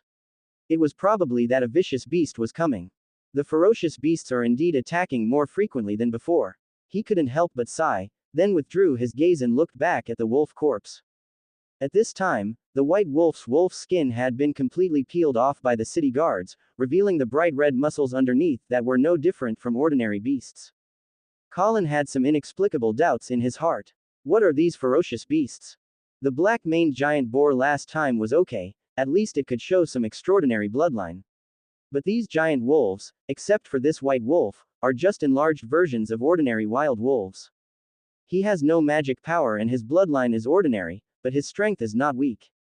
He looked up at the dark forest hidden in the darkness in the distance. The secret behind this may only be known when he becomes a formal wizard and goes to explore the forest. Holt followed Colin's gaze and seemed to think he was worried, so he took the initiative to comfort him. You don't have to worry too much. The increase in vicious beast attacks is only temporary. Because Wizard Lap already knows. When he said this, his tone changed and his words were full of confidence, as if as long as the Lap wizard knew about this, everything would be solved. Colin nodded noncommittally, and from the corner of his eye, he saw a bit of fire moving past. He looked over. There, the guard captain and the young city guard with gauze on his head were carrying a stretcher and walking away. The fire came from the torches tied to both sides of the stretcher. Okay, I'll go back, you can continue on duty. Holt said again. Okay. Colin also withdrew his gaze and said goodbye to Holt. He watched Holt soar into the sky, and after his figure gradually disappeared into the darkness, he also stepped back to the cabin on duty. And on the other side, the young city guards were carrying the stretcher and shedding tears silently. As a new member of the city guard, this was the first time he encountered such a thing. Oh, don't cry. The guard captain turned around and comforted. Quote. I'm not crying. The young man subconsciously raised his left hand to wipe away his tears. But the stretcher in front of him instantly tilted because he lost the support of his left hand, and almost dropped the body on it. Fortunately, he reacted in the next second and stabilized the stretcher again. The guard captain subconsciously turned around and wanted to curse, but looking at the young city guard, he finally just sighed. After all, their team of city guards only has 2.5 people left. He, the young man, and a cripple who lost his legs. After a while, the guard captain spoke again. You have just arrived and are not used to it yet. It will be fine when you get used to it. People like us work with a knife on our neck. Death is a common occurrence. Quote. But, at this point, the guard captain's tone suddenly changed. You kid must remember the lesson from this time clearly. Don't be as stupid as Jack and the others. A tailor's foolishness may result in the loss of just a piece of fabric. But when we are stupid once, what we lose is life. Quote. In the cabin on duty. Under the illumination of the bright crystal, Colin spread out a piece of white paper on the wooden table. After previous actual combat tests in the dark forest, he discovered some problems with the spear. Although the spear dart is very useful when facing most small targets, one hit can create a big hole. But when facing large creatures like the black-maned giant boar king, it is somewhat powerless. Therefore, he planned to design a new kind of spear specifically designed to attack large creatures. Just like that, time passed quietly. The rest of the night was calm. It's just that the footsteps of the patrolling city guards have become much less frequent. As sunrise approaches, the sea level lights up slightly in the distance to the east. Colin let out a breath, stretched, and looked at his pocket watch. Today's shift is over again. Single quote. He arranged the manuscript papers on the table and put them away with him. Then he picked up the white wolf meat sent by the guards from the nearby city and turned around and walked out of the wooden house on duty. As soon as Colin opened the door, he saw a flaming stream of light coming from the horizon with a suffocating momentum. Lap wizard. Single quote. Without any explanation, Colin already knew Yangguang's identity. There can be no one else with such momentum, it must be the Lap wizard. The flaming stream of light only stayed in his sight for a moment. In the blink of an eye, it crossed the sky and plunged straight into the dark forest. At this time, Colin inexplicably recalled what Holt said with confidence last night, Wizard Lap already knows. Could it be that Wizard Lap personally came to clean up the ferocious beasts? Single quote. He watched the Lap wizard enter the dark forest as if entering an uninhabited land, and he couldn't help but feel filled with emotion. Return home. After eating and waking up, I started practicing as usual. He had already given the new spear dart drawings to Arthur in the morning to find someone to customize them. Completed a set of solar breathing techniques. Colin exhaled a breath of turbid air, feeling the strength in his body increasing again, and he felt happy. He focused on his chest. The energy in the heart is a little less than before. Solar breathing seems to promote its absorption. According to the current speed, he should be able to absorb the energy in the heart before long. After practicing solar breathing, he started practicing witchcraft again.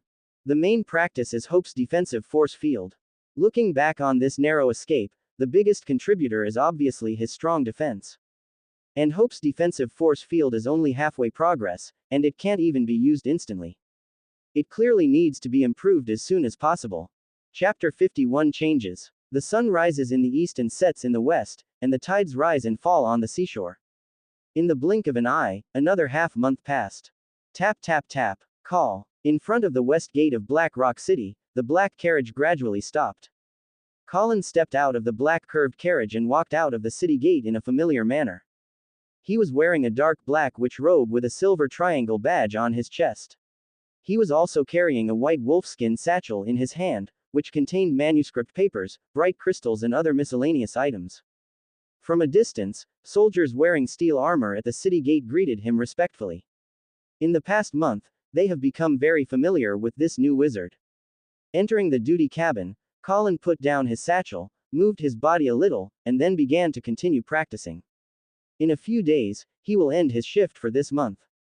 Since the last visit of Wizard Lap, the number of ferocious beasts attacking in the dark forest has been decreasing day by day. His strength has also gradually weakened, from being comparable to an intermediate wizard apprentice at the beginning to now being at most a level similar to an ordinary junior wizard apprentice. On several occasions, the captain of the city guard, who was a great knight, led the knights to deal with the situation directly. No need for him to take action.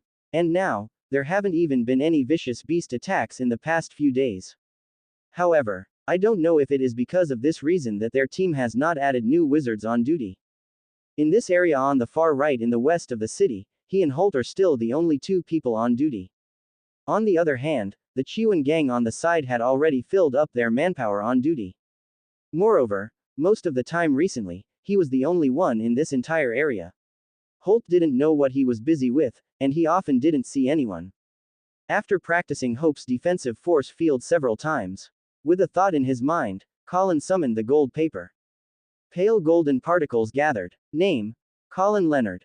Level: Intermediate Wizard Apprentice, 4 100ths, Grand Knight, 45 100ths. Meditation Method: Apprenticeship Circle Meditation Method I, 40 100ths, Solar Breathing Method I, 95 100ths. Witchcraft: 0 level Magic. Slightly, 0 level Wizardry. Steel Armor I, 17 100ths, Arrow I, 19 100ths, Secondary High Temperature Tolerance, 58 100ths, Hope's Defense Field, 70 100ths, Fireball, 64 100ths, Detect Evil, 46 100ths, Purify Evil Energy, 41 100ths. Skill: Elementary Witchcraft Crystal Production. Talent: Intermediate Strong Life, 95 100ths. Break Limit Point: 0. His eyes slowly moved across the gold paper, and the four colors of blue, gold, purple and black came into view. Based on previous attempts, he has learned that gold means reaching the limit, blue means breaking the limit, and black means the initial state of the skill. But now there's a new color, purple. This purple color is the color surrounding the middle-level talent with strong life. Perhaps this represents the level equivalent to breaking the limit twice. He couldn't help but speculate in his mind. Every time he practices steel armor, a witchcraft that breaks the limit once, the up-pointing arrow symbol flashing behind it is always the same purple. From this point of view, the display of the intermediate talent and strong life on the gold paper seems to be slightly different from that of witchcraft. This may be because the starting points between the two are different. After all, talent is not like witchcraft. It is practiced from scratch. It is already an intermediate level of power from the moment it is obtained. In addition, the golden four-leaf clover energy had been completely digested by him 5 days ago. His soul strength has been greatly improved, and the progress of the intermediate life-strengthening talent has finally been fixed at 95/100ths. Although he did not reach a high level in one fell swoop, his self-healing ability has been greatly improved compared to before. For the same wound, the time it takes to heal is only half of what it was before. The only thing that worried him a little was, after the energy in the heart disappears, although the flashing up pointing arrow symbol will still appear behind the intermediate level of strength every time you practice solar breathing, the improvement speed becomes very slow. It has been 5 days since the energy was completely digested, and it has not improved at all. However, in addition, he has successfully practiced Hope's defensive force field and fireball skills to the point where they can be used instantly, and the secondary high temperature tolerance is only 2 points short of being able to be used instantly. Other witchcraft also have different improvements. It can be considered that time was not wasted. Unfortunately, there is still not enough time. He sighed softly and closed the gold paper. Although with the help of Renee and Arthur, he now does not need to deal with any chores every day, and all his time is spent on training. But he still felt there wasn't enough time. The number of magic stones on his body now totals 109 as a result of the reward from the black-maned giant boar incident and the corpse of the ferocious beast. 109 magic stones are equivalent to 109 limit breaking points. With so many limit breaking points in hand, he has long been eager to improve himself. Unfortunately, none of the items on the golden paper has reached the limit yet. But it's soon. The progress of the solar breathing technique, which has broken the limit at least once, has reached 95/100ths, and is only 5 points away from being able to improve again. Tuck tuck tuck. At this time, a knock on the door suddenly sounded. Colin. Holt's voice came from outside. Colin stood up and opened the door in confusion. Good evening, Captain, he greeted Holt. Good evening, Colin. Holt's expression was a little complicated, looking forward to yet melancholy. He looked at Colin and said, I have something to tell you. Colin nodded and stared at him. There may not be any more people from our team. Holt sighed. Colin frowned slightly, looking puzzled. Isn't anyone coming? Could it be that he and Holt will be the only ones on duty in the future? Single quote. Or the team has been disbanded. Holt sighed and added, I'm going back to the wizarding territory for a while. Minister Barton just informed me today. He paused and then continued. This should be the punishment for the previous Dark Forest incident. In addition, you have also discovered that there are fewer and fewer ferocious beast attacks in the west of the city. This means that the west of the city may not need so many wizards on duty for the time being. And when I leave, you will be the only one left in the team, so the team is equivalent to being disbanded. And you should be reassigned to other teams, or to other guards in the city. Colin was silent, digesting the sudden news. I didn't expect that I would be transferred again less than a month after I came to Xianxia to work. By the way, do you remember Catherine from before? Holt paused and asked suddenly. Remember. Colin nodded. She was indeed contaminated by the evil god, the degree of contamination was very high. I heard that in the end, the corpse was handled by the Lap wizard himself. Moreover, there seems to be a shadow of a cultist behind this. Holt hesitated and then said, there is a high probability that you will be assigned back to the headquarters to be responsible for the security of the city. Although your strength is not bad, most of those cultists and polluters are weird and difficult to deal with.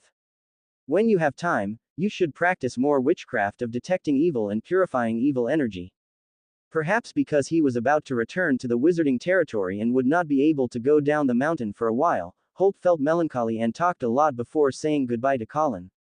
Colin stood at the door and said goodbye to Holt, watching him go away. Holt is gentle and friendly, and has no airs. Although he sometimes has some flaws, he is undoubtedly a good captain overall. This time he returned to the wizarding territory, and he didn't know when he would have a chance to meet again. He closed the door, turned around and looked at the bright moon outside the window, not only lamenting the impermanence of the world. Chapter 52 Inspection Office. The next day, after finishing his shift, Colin went straight to the guard station in the west of the city. Before leaving last night, Holt told him that he would need to go to Secretary Patton to get the specific transfer order tomorrow morning. Tuck tuck tuck. Please come in. He walked into Secretary Patton's office. Surprisingly, there was another person inside. Sir Berkeley, Secretary Patton. He greeted respectfully. You came just in time, we were just chatting about you. Berkeley looked back at Colin and said with a smile, you have been transferred back to the headquarters, Colin. Barton next to him also took out a transfer order in time and handed it to Colin, patted him on the shoulder, and said with a smile. Holt recommended you to me, saying that your strength is not bad. When you go to the headquarters, don't embarrass our city west.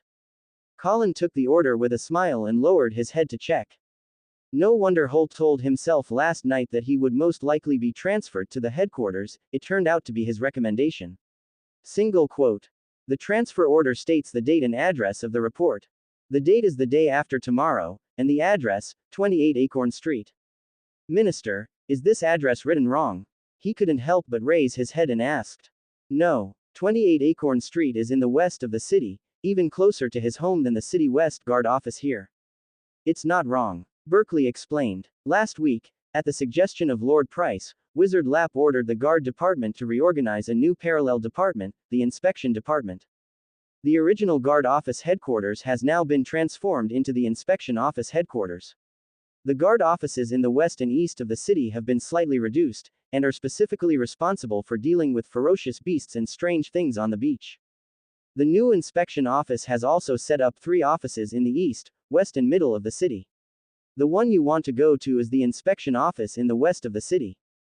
However, both the inspection offices in the east and west of the city are now managed by the Inspection Office headquarters in the city, so you have been transferred back to the headquarters in name. Quote. That's it, I understand, thank you. Colin nodded. Unexpectedly, so many things happened quietly while he was on duty. Have they actually established a new department? He was not surprised that Price was able to convince the Lap Wizard to change the structure of the Guard. After all, the Guard is essentially a boost provided to Price by the Lap Wizard. In fact, in Black Rock City, although in name it is the Berkeley Commanding Guard Office. But in fact, daily management orders are usually issued by Price, and Berkeley is mainly responsible for the patrols in the wizarding territory. Well, if nothing happens, just go home and rest. Remember to report back the day after tomorrow. Okay. Colin left the guard's office, got on the carriage, and headed back home. He thought as he ate the breakfast Renee brought. The establishment of the inspection office is obviously to increase the power of the city, perhaps this is related to Catherine's contamination. Single quote. He thought about it in his mind, but couldn't come up with a result. There are still too few clues. But there must be something going on behind the scenes that he doesn't know about. It's still too weak. Colin took the handkerchief Renee handed him and wiped his mouth. Even now compared to before, his strength is incomparable. But in this world, you can still just go with the flow and obey the arrangements of your superiors. He had just finally adapted to the life of being on duty in the west of the city. He was seeing fewer and fewer ferocious beast attacks, and the night watch was getting easier and easier. But now he had to be transferred to a new position. The only good thing is that I can still stay in the west of the city. At least this way, he doesn't have to think about changing his house. Palm Street. Home basement. Colin held 2 palm-long narrow-pointed darts and looked at them carefully. These cone-shaped darts are somewhat similar in appearance to the bullets of previous generations, so they may be called cone bullets. This is his newly customized ammunition for arrow shooting, specially used to kill large creatures. After actual combat, he carefully reviewed the shortcomings exposed by the original fusiform darts. The fusiform dart is like the armor-piercing bullet of the rifle in the previous life, with strong penetrating power. But many times it is precisely because of this strong penetrating power that the kinetic energy does not fully act on the target, and the final damage is unsatisfactory. As for the 2 newly customized large cone bombs, one of them has a pointed cone at the front that is made of copper and is hollow inside. After this kind of cavity cone projectile hits the target, the tip will deform, causing the center of gravity to shift. The cone projectile will become unstable and roll inside the target, fully exerting its kinetic energy to cause maximum damage. Another type of solid cone bullet is used for armor breaking. Based on the same principle, Colin also made a batch of the same knuckle-sized cavity cone bullets and a batch of solid cone bullets to enrich his ammunition. The original spear dart was eliminated by him. In this way, when facing different targets, he can choose different cone bombs accordingly. 28 Acorn Street. This should be it. Colin raised his head and looked at the gray building in front of him, and then stepped inside. 2 days passed quietly, and today was the day for him to come to inspect the office. Opening the door, you are greeted by a simply decorated hall. A fat man is sitting in the chair on the left front. He was dozing with a plate of greasy, crispy pork belly. Hello, I'm new here to report, Colin asked the fat man while taking out his transfer order. Flower slowly opened his eyes, glanced at Colin, took the paper order from him with his greasy hands, and put it aside. Well, I understand. As you can see, I am your Captain Flower. He then took a piece of pork belly and put it into his mouth, chewing it while closing his eyes again. Okay, don't bother me here. For other matters, go to the deputy captain in the innermost room and let him talk to you. Colin looked calm and didn't care. He nodded and followed Flower's instructions and walked towards the innermost room. An attitude like Flower's is the common attitude of superiors towards inferiors in this world. People like Holt are only a minority. Tuck tuck tuck. Colin knocked on the innermost door. Please come in. A slightly shrill voice came from inside. He pushed the door open and saw a young man with a mustache, slightly sunken cheeks and a pale complexion. He wears a silver badge on his chest. He should be an intermediate apprentice like him. You must be Colin. Before he could introduce himself, the young man took the initiative and said with a smile. My name is Barney, and I'm your vice captain. Vice Captain Barney. When Barney heard this, the smile on his face became even bigger. Welcome to the inspection office. We are short of manpower here. I heard that you are very powerful. There is just one thing you need to do. 2 hours later, Barney took Colin outside the last pub. This is the last place. Captain Flower likes the grilled fish here the most. Do you remember it? Do you remember all the restaurants and bars I took you to before? Colin nodded silently. He didn't remember it deliberately, but after being strengthened by the golden four-leaf clover, his memory was greatly enhanced. Barney would never forget it as long as he said it once. Very good, what you have to do is very simple, that is, buy different food and deliver it at different times every day. Barney nodded with satisfaction, and then emphasized, remember, deliver it to me through the side door first. In fact, such chores don't require a wizard like Colin to do it. He just wanted to make Colin understand his identity as vice captain and understand the meaning of dignity and inferiority. Barney, is this the daily work of the inspection office? He was really speechless and asked with a frown. Vice Captain Barney. Barney frowned and interrupted him. After a pause, he pretended to be serious and earnestly admonished. You are still young, you don't understand, there is no danger in the city. I have worked at the headquarters for several years and have encountered less than 10 incidents. There is no need to patrol according to regulations. You have to know that our Captain Flower is the #1 disciple among the top apprentices. As long as you please him, you can do whatever you want. Colin became increasingly impatient and took the initiative to block Barney's words, not knowing what to say. Subscribe to Chinese Novel Audiobook YouTube channel. Chapter 53 Old Acquaintance. Roll. Flower slapped the crispy roast chicken in front of him aside with a big hand. In the simply decorated inspection office hall, Barney stood there, watching Flower's huge body disappear at the end of the hall, with a look of pure astonishment on his face. It was already the second day that Colin came to the inspection office. Today he came a little late on purpose. As soon as he opened the door, he saw Barney fawningly walking towards Flower with a plate of roast chicken. It seemed like what he thought, Barney couldn't wait for him, so he had to go and give it to Flower first. I bought food. But Colin didn't expect that things would develop like this. Barney stood there blankly holding an empty plate, and with the roast chicken falling on the ground and his dazed and stunned expression, he looked a little desolate. Oh, what an idiot. At this time, a female voice suddenly came from the right side. The voice was melodious, and it made Colin feel familiar for some reason. Barney, who was not far away, heard the words, his face turned green and red, and finally reacted. He turned his head and asked sharply, Regana, what do you mean? Colin followed his gaze to the right. Behind the red wooden table next to the glazed window, a young woman of about 18 or 19 years old was sitting on a chair, flipping through a thick book. She doesn't look outstanding, just average. But she has a quiet temperament. Although she looks only 18 or 19 years old, she feels like an older sister. A pure black cat lying lazily in her arms added a bit of mystery to her. Regina continued to flip through the books in her hands, without raising her head, and just said lightly. Next time you want to please others, remember to ask for clear information first. Who among the wizards leading the patrol doesn't know that Mr. Flower is a glutton for 1 week and anorexic for another? Yes, I almost forgot that you are not from the patrol team, you are just a person assigned to the guard team with poor talent. She raised her head slightly and stared at Barney. Idiot. Barney was suffocated when he heard the words, and finally understood, his face looked ugly. But he doesn't think it's his problem. The patrol office had just been established. Not only were there members of the original guard team, but some members of the wizard-led patrol team were also recruited. He comes from the guard team in Blackstone City, and Flower comes from the patrol team in the wizarding realm on the mountain. It's normal to have things that you don't understand, but Regina clearly knows. A burst of shame and anger suddenly surged in his heart, his face twisted, and he cursed. You already knew this, why didn't you remind me? I'm your vice captain. Oh, the vice captain who came here just to beg for mercy. Regina sighed, feeling a little speechless. She put down the book, slowly raised her head, looked at Barney, and said word by word, Your Excellency Flower is just too lazy to take care of chores.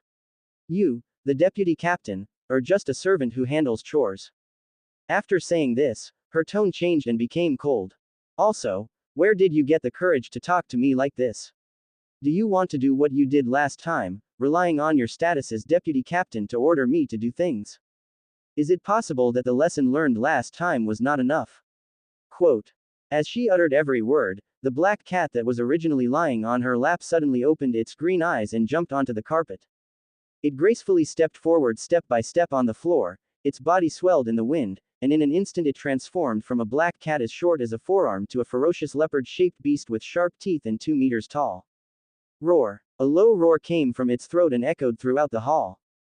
You. Barney's face turned pale at first, then turned red instantly, and he gasped violently, but in the end he didn't say anything and just turned around and left here silently. Wizards have always been respected for their strength. He had already experienced Regina's power last time, so naturally he didn't want to ask for trouble again. Barney lowered his head and passed by Colin and walked out of the patrol office. Colin withdrew his gaze and prepared to find a place to sit and rest. He also saw clearly that Barney was just a clown who thought he was in Flower's lap. But in fact, neither Flower nor anyone else took him seriously. The so-called deputy captain is not a position established by the inspection office at all. It is most likely just a casual mention by Flower. There is no power to order them. Quote. Have I seen you somewhere? Just as he was about to take a step forward to sit at the table by the window on the left, Regina suddenly stopped him. Colin turned around, and the black cat gradually returned to its original size, jumped back into Regina's lap, and curled up into a ball. If this wasn't a different world, he would have regarded this sentence as a cliched pickup line. But he didn't now. He looked at Regina and frowned slightly. He also felt that Regina in front of him was somewhat familiar. Are you, Colin? Regina looked at him for a while and then asked uncertainly. At this time, Colin finally thought of Regina in the memory corner of his mind. Regina was an apprentice at the same time as him, but she was much more talented than him. She had successfully advanced to an intermediate apprenticeship in the 4th year. He hadn't seen her in almost 6 years. We haven't seen each other for 6 years, so my impression has long been blurred. No wonder I can't remember it for a while. I didn't expect you to advance as well, congratulations. Regina said calmly. Remembering who Colin was and solving her doubts, she also lost interest in Colin. Thank you, I just advanced not long ago. Colin nodded politely and sat on the chair by the window on the left. The patrol team's daily work mainly involves taking turns to work here for 2 days every week, and then patrolling once at night. Now it seems that Regina should be working on the same day as him. Unless the subordinate guards come to report when you are on duty, nothing will happen. The hall fell silent for a moment. There was only the sound of 2 people rustling and turning the pages of books. After another moment, Regina suddenly asked, Did Barney use his status as deputy captain to instruct you to do things? Have. Colin hesitated to answer, feeling a little confused. Barney is just a stupid villain, there is no need to pay attention to him. Regina laughed, and then changed her tone. However, wizards respect strength. If you can't beat him, then you can only be honest. Follow orders. Colin frowned silently and did not answer. Regina glanced at him and added, I mean, I can help you. Of course, it's not for free, I just need some compensation. The reward is not much, just 5 magic stones. Regina put down the book, stroked the smooth fur of the black cat in her arms, and looked at Colin calmly. She was worried about earning enough magic stones every month to feed these little cuties. So much so that she was unwilling to give up any opportunity to earn magic stones. I see. Single quote. Colin finally understood the reason why Regina spoke. He paused and replied gently and politely. Thank you, I will come to you if I need anything. Well, you're always welcome. Regina nodded gently. Although Colin did not agree directly, it was somewhat beyond her expectation. But she just asked casually, it would be great if she could do this business, and it didn't matter if she couldn't. Regina lowered her head and continued reading. Asterisk. Asterisk. Asterisk. Ta ta ta. Guards carrying lanterns patrolled the empty streets after curfew.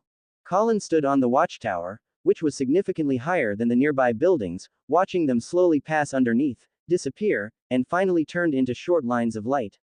Watchtowers like this are spread out in a network across Blackstone City, with one every few blocks. He stood here with a panoramic view of everything around him. The constant low-light visual aid of the witch formation on the watchtower also made him not afraid of the dark night and could clearly distinguish all the changes around him. It was now his 5th day in the patrol team, and according to the schedule, it was his turn to be on night duty. These days, in order to better cope with these strange things, he has suspended other witchcraft practices. In addition to practicing solar breathing every day, he also practices the 2 witchcrafts of detecting evil and purifying evil energy. I also successfully practiced detecting evil to 64 100ths and purifying evil energy to 61 100ths, both of which have reached the point where they can be cast instantly. The solar breathing method I also reached 99 100ths, just shy of breaking the limit again. Colin looked around silently. All was calm and serene. No wonder Barney cares so little about his day job. He thought silently. Since Wizard Lap came to this island and set up a guard team, the number of weird and evil spirits in Black Rock City has been decreasing day by day. Now it is rare to hear of evil spirits causing heavy casualties. But he felt vaguely uneasy. He didn't think it was useless for Wizard Lap and Priest to separate the patrol team from the guard team. Compared to him, the Lap Wizard undoubtedly has more information. The decisions they make will never be without purpose. What's more, Flower also specifically reminded them of the importance of being on duty 2 days ago. He must not take it lightly. Chapter 54 Order. The next day, in the evening, in the basement. Colin was shirtless, stood quietly after finishing his exercises, and exhaled a long breath. To be honest, the work of the patrol team is still easier than the original night watch in the west of the city. According to the duty schedule, he is on duty on Mondays and Tuesdays every week, and on Fridays he is on night duty. This means that after finishing his night shift last night, he will not have another job until Monday, the day after tomorrow. He silently called out the gold paper. The solar breathing method that once broke the limit was finally pushed to the limit again today. But the up-pointing arrow symbol behind it, now because there aren't enough breaking points, is just a dull black with no outline light. Without any hesitation, Colin took out the magic stones, concentrated his thoughts and began to transform them into limit breaking points. The black characters at the bottom of the gold paper kept beating. 0, 1, 2, 5, 10. Colin paused for a moment and looked at the solar breathing method again. The up-pointing arrow behind it is still black and has no change. This means that the limit breaking point is insufficient. Colin frowned. According to his previous experience in improving the ignition technique, it should be increased tenfold. But he then thought about it. The ignition technique and the solar breathing technique that broke the limit at one time were obviously completely different. How could the limit breaking points required to reach the limit increase according to the same law? From this point of view, different witchcraft, meditation methods, breathing methods and even talents should have different multipliers to increase the limit breaking points each time they reach the limit. He continues to absorb magic stones. 10, 11, 12. It was not until 50 o'clock, when nearly half of the magic stones in the wallet were consumed, that the up-pointing arrow symbol behind solar breathing method I gradually began to glow with a purple outline. Colin exhaled softly, put down the money bag, and then did not hesitate. Concentrate your mind and go behind the sunlight breathing method. Boom. The heart rate suddenly increased, and the blood circulated rapidly. Sweat gradually emerges from the forehead, tip of the nose, back, neck, etc., and gradually evaporates into heat. After an unknown amount of time, Colin finally opened his eyes and let out a long breath. He looked at the gold paper. Solar breathing I 100/100ths has been changed to solar breathing 2/0/100ths. He closed his eyes again and tried to figure out the limit-breaking sunlight breathing method. According to ordinary concepts, the Great Night is the end of the knighthood. But the new solar breathing method goes a step further on this basis, using the blood energy of the Great Night to further develop the body. According to the new solar breathing method, after the Great Night, there is a new breakthrough, it may be called the ultimate Great Night. At this level, the physical quality is only slightly higher than that of the Great Night, and the gap cannot be widened. But in terms of speed, especially reaction speed, it optimizes nerves through blood gas and greatly enhances the transmission speed of nerve signals. In layman's terms, it reduces the body's latency. The lower the latency, the more variation in responses can be made in the same amount of time. This improvement seems to only increase the reaction time by tens of milliseconds.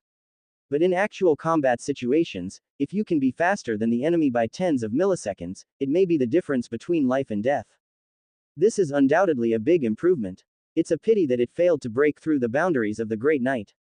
I don't know if the solar breathing method can continue to improve. Colin thought inexplicably. He stood up and slowly started the second limit-breaking solar breathing technique.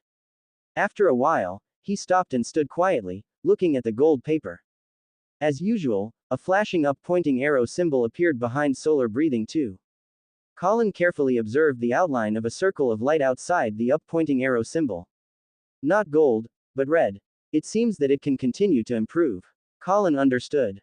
As long as it is not golden, it means that it has not reached its true limit and can continue to improve. He looked at the intermediate talent, strong life, and the progress behind it still stayed at 95/100ths, motionless. But from a feeling point of view, the solar breathing method that breaks the limit twice should also increase the efficiency of improving the intermediate life strength. I just don't know how much it can grow. While thinking about it, he got dressed and walked up to the second floor. He stood on the balcony of the master bedroom, leaning on the railing and looking into the distance. Suddenly he saw a carriage parked in front of his house, and a familiar figure walked down on a human mat made by a black groom. After the figure got out of the car, the black groom immediately stood up, walked quickly to the door, and knocked hard on the door. Barney, what is he doing here? Colin frowned. He pondered for a moment, then turned and went downstairs to the door. At this time, Arthur, who lived in the side house, happened to open the door after hearing the knock on the door. Colin. Barney looked over Arthur's figure, saw Colin, and greeted with a smile. The black slaves and Arthur in front of him respectfully gave way. Have two people face each other. Barney. Colin responded. Ever since Barney was humiliated by Regina in front of him last time, he has never come to see him again, and he doesn't know what he is going to do this time. Are you still used to working in the patrol office? Barney frowned slightly when he heard Colin address him, but he quickly squeezed out a clumsy smile and asked in a condescending tone, pretending to be friendly. Colin said nothing, just stared at Barney calmly. Barney's smile gradually solidified, he stopped smiling, frowned and said lightly.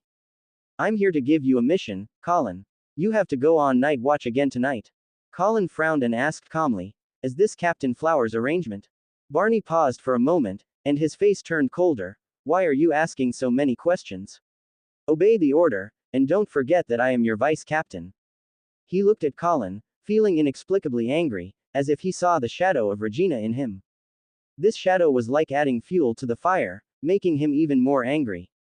Although he praised Colin's strength when they first met, they were just polite words. If he can't deal with Regina, will he be unable to deal with a mere Colin? He didn't go far that day, but he heard Regina's subsequent conversation with Colin. Colin had only advanced a few months ago, so how could he have the capital to be so arrogant? In his opinion, Colin was obviously influenced by Regina and could not see his position clearly. He was about to have a seizure, but then he thought of something, took out his pocket watch from his arms, and looked at it. It's getting late. I won't have a choice if I go late later. In fact, if Lord Flower hadn't emphasized the night watch, he wouldn't have spent this time looking for Colin to replace him. According to previous habits, just don't go. He suppressed his anger and said impatiently. In short, if you are asked to go, you can go. Barney paused, and then said, it will be like this from now on, you will be on duty every Saturday. You can take care of yourself. After saying that, he left without any hesitation, without giving Colin the slightest chance to interrupt. Drive. The black groom raised his whip and rode away. Colin, who was standing behind, frowned, but immediately relaxed. He felt a little funny for no reason. Barney is really a bully and a villain. Does he really think I'm made of clay? Single quote. Order, go to night watch tonight. If I can go, there will be no ghost. Single quote. He shook his head, closed the door and entered the house. Exclamation mark. Chapter 55 Convocation. After dinner, Colin came to the meditation room and started meditating as usual. As for Barney's words, he didn't take them to heart at all and had long been thrown aside. He lit the Ningxian incense, sat on the soft cushions in the meditation room, and began to meditate. Since absorbing the golden four-leaf clover, he obviously felt that his magic power increased faster during meditation than before. His qualifications have obviously improved a lot, probably, he has reached the second level. The manifestation of these changes on the gold paper is that the progress of the intermediate wizard apprentice level has increased faster. In the past, it would take about 20 days to make a little progress, but now it should only take about 10 days. As night falls, Colin ends his meditation. He could indeed feel that his qualifications had improved, but he could only estimate it vaguely and not accurately. Thinking of this, he had an idea. Perhaps, I should buy a talent crystal ball and test my improved specific talents for myself. Single quote. Just do it. Early the next morning, he drove straight to the center of the city in a carriage. There are only two places on the island where there are gifted crystal balls. One is the shop outside the wizard's territory on the mountain, and the other is Wizard Alley in the center of Black Rock City.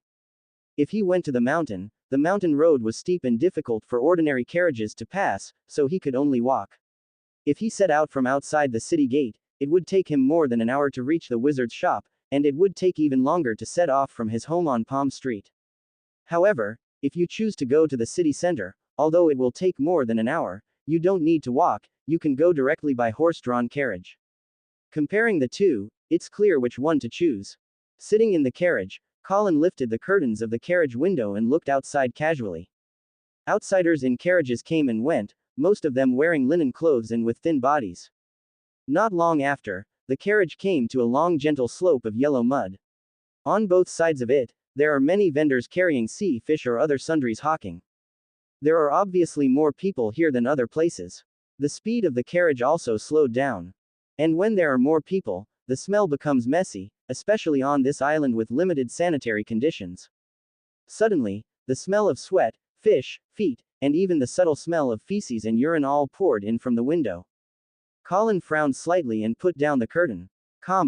Who, master, we're here, Arthur said respectfully. The black carriage gradually stopped. Colin opened the door and walked out slowly. What comes into view is a narrow brick street with various shops on both sides. The environment here is finally better. The sanitary conditions in Black Rock City are really unflattering.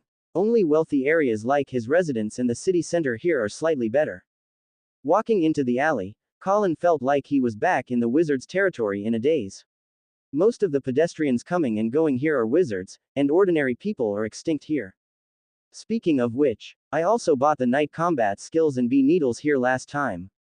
It's a pity that the plan couldn't keep up with the changes, and he hasn't practiced that Kongguang once yet. After all, his energy is really limited, and he still hasn't practiced the skills on the gold paper to the limit. How can he still have time to practice ordinary night combat skills? While thinking about it, he walked into a grocery store. Not long after, he came out with a gifted crystal ball the size of 2 fists.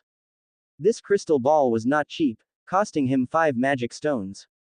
Rushing home quickly, he couldn't wait to get to the basement. Concentrate and place your hand on the clear crystal ball. After a while, white mist slowly rose from the crystal ball. Colin carefully observed the size of the fog. Probably 7 out of 10. A glimmer of understanding flashed in his eyes. 7 out of 10 was already the highest level of second level, and anything above was first level. Although I had already expected it, I still felt a little excited when I actually learned the specific results. In addition to qualifications, at least half of a wizard's talent is the ability to learn knowledge. But after all, qualifications also account for half. After all, the original owner's talent was only 4th level before. Even if the golden paper improved his talent in disguise, his real talent was always only 4th level.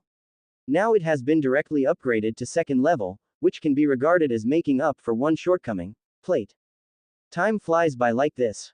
What surprised Colin was that he clearly did not go on duty for Barney that night, but Barney did not come to trouble him again after that. Perhaps he thought he had gone. He speculated secretly. Just like that, a week passed and Sunday came again. This morning, the sky was dim. Acorn Street. Passers-by are sparsely populated. Drive. On the yellow mud road, a carriage came galloping from a distance. A guard knight wearing leather armor was following beside him on a black horse. In the carriage, Colin frowned slightly. Today was supposed to be his day of rest. But Flower sent a guard to deliver a message for some reason, asking them to gather at the inspection office immediately. After getting the news, Colin asked Arthur to drive towards the inspection office and was on the way now. Tap tap tap. Horse hooves stepped on the yellow mud ground, raising fine dust and blending into the early morning mist. Not long after, he arrived at the inspection office. After getting off the carriage and coming to the door, he gently pushed the hall door open and walked in. At this time, Flower was sitting on a lounge chair in the middle of the hall, eating crispy roast chicken. Some people have gathered in front of him, but judging from the number of people, there should be some who have not yet arrived. Colin stepped forward, walked into the crowd, and waited quietly.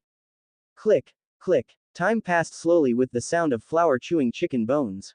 After a while, there were more people, but it seemed that they were not all there yet. Flower still didn't speak, just focused on eating the roast chicken. Colin scanned the area carefully and counted the number of people secretly. Only one person hasn't arrived yet, it seems. Barney. Single quote. It was at this time that the door to the hall was pushed open again. Barney walked in a hurry, his clothes were a little disheveled, and his forehead was a little sweaty from the rush. She must have just gotten up from the woman's bed. Single quote. Colin looked around at Barney calmly, and from a distance, he could smell Barney's perfume. Barney came to stand on the far left and wiped the sweat from his forehead. Flower raised his head and glanced at Barney, swallowed the last bite of food in his mouth, and slowly said, "Since everyone is here, I will keep the story short." Barney, he said coldly. Quote. I'm here, Lord Flower. Barney was startled and responded quickly.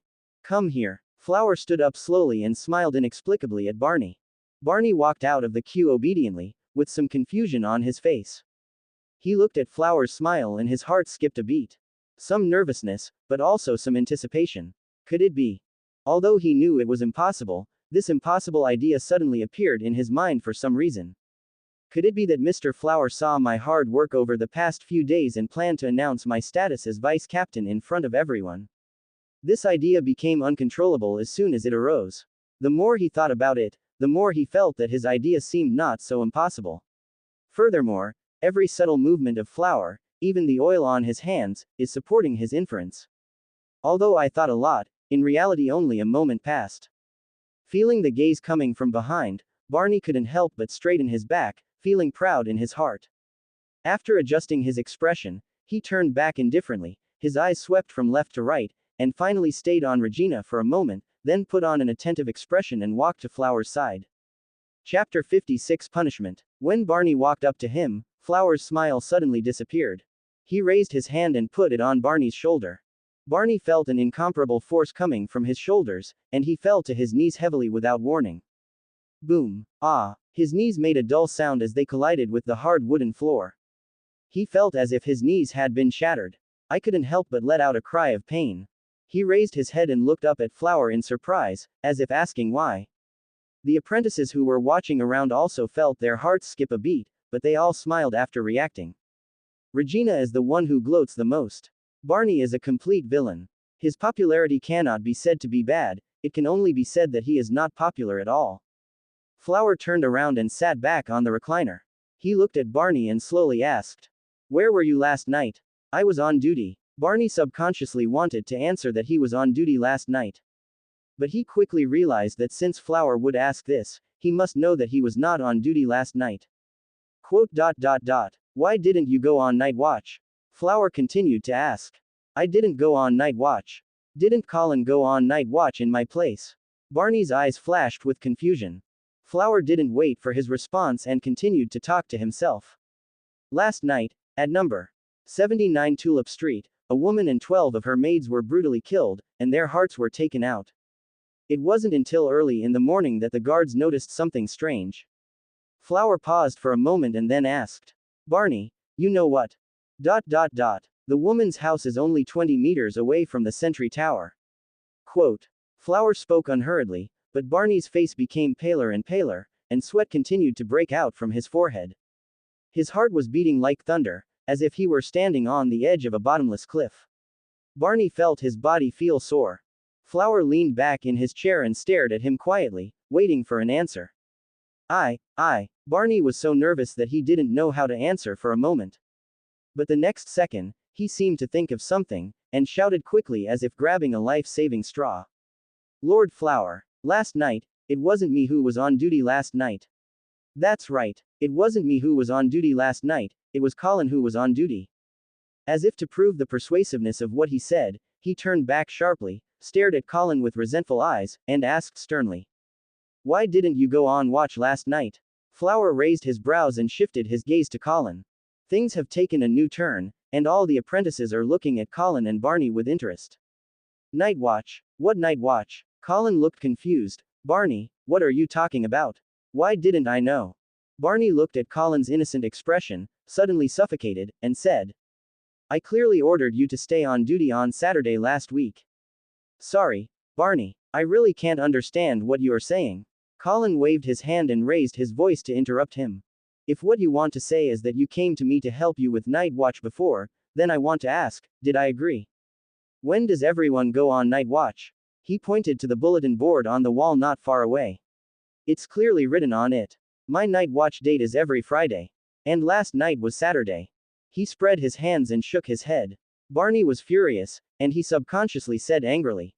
I'm the deputy captain. If I give you an order, you have to go, you idiot who doesn't obey orders. Ha ha ha. Regina on the side suddenly laughed. Oh, respected Vice Captain Barney. Her tone was full of teasing. Ha ha ha ha. The other apprentices next to him also laughed. I really think I am a person. That's right, Vice Captain, how majestic you are. Upon closer inspection, these people who made noises were all transferred from the mountain patrol team. They are not afraid of Flower's displeasure. They know Flower much better than Barney. I am following Lord Flower's order.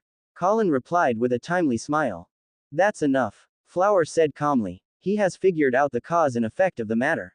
He didn't care about the dispute between Barney and Colin, and he didn't care whether he went to Colin to replace him on duty, or how he asked Colin to replace him on duty. He only knew that according to his rules, Barney should be on duty last night.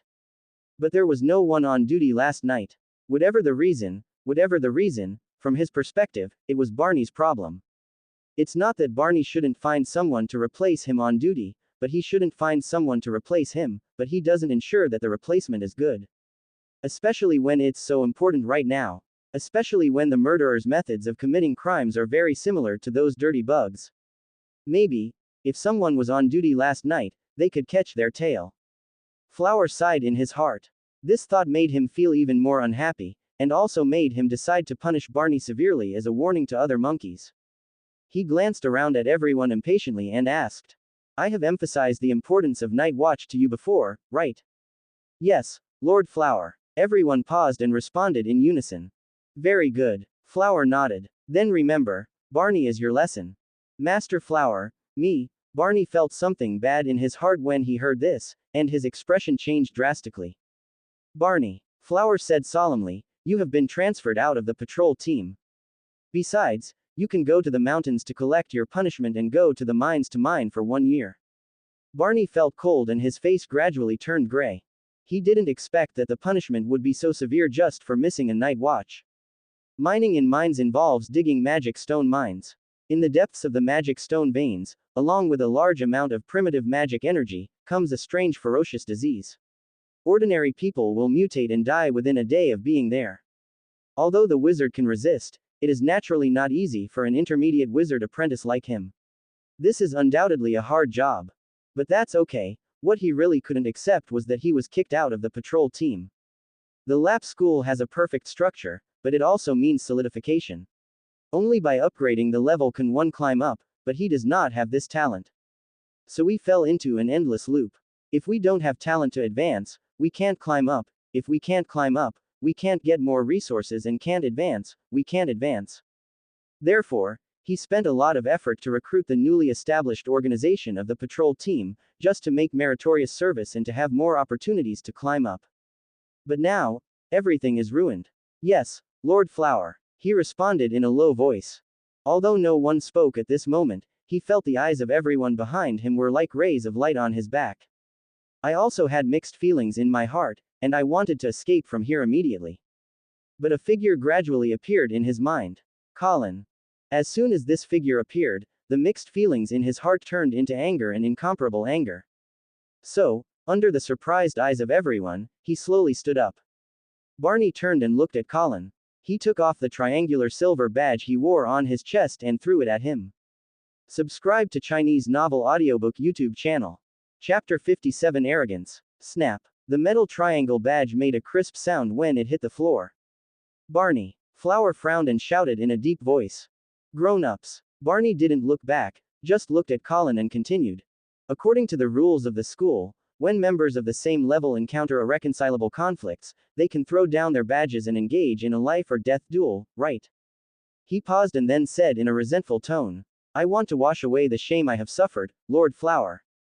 Flower's face gradually turned cold. How could he not know what Barney was planning? He was just relying on his superior strength and wanted to use a duel to take revenge on Colin. I said, that's enough.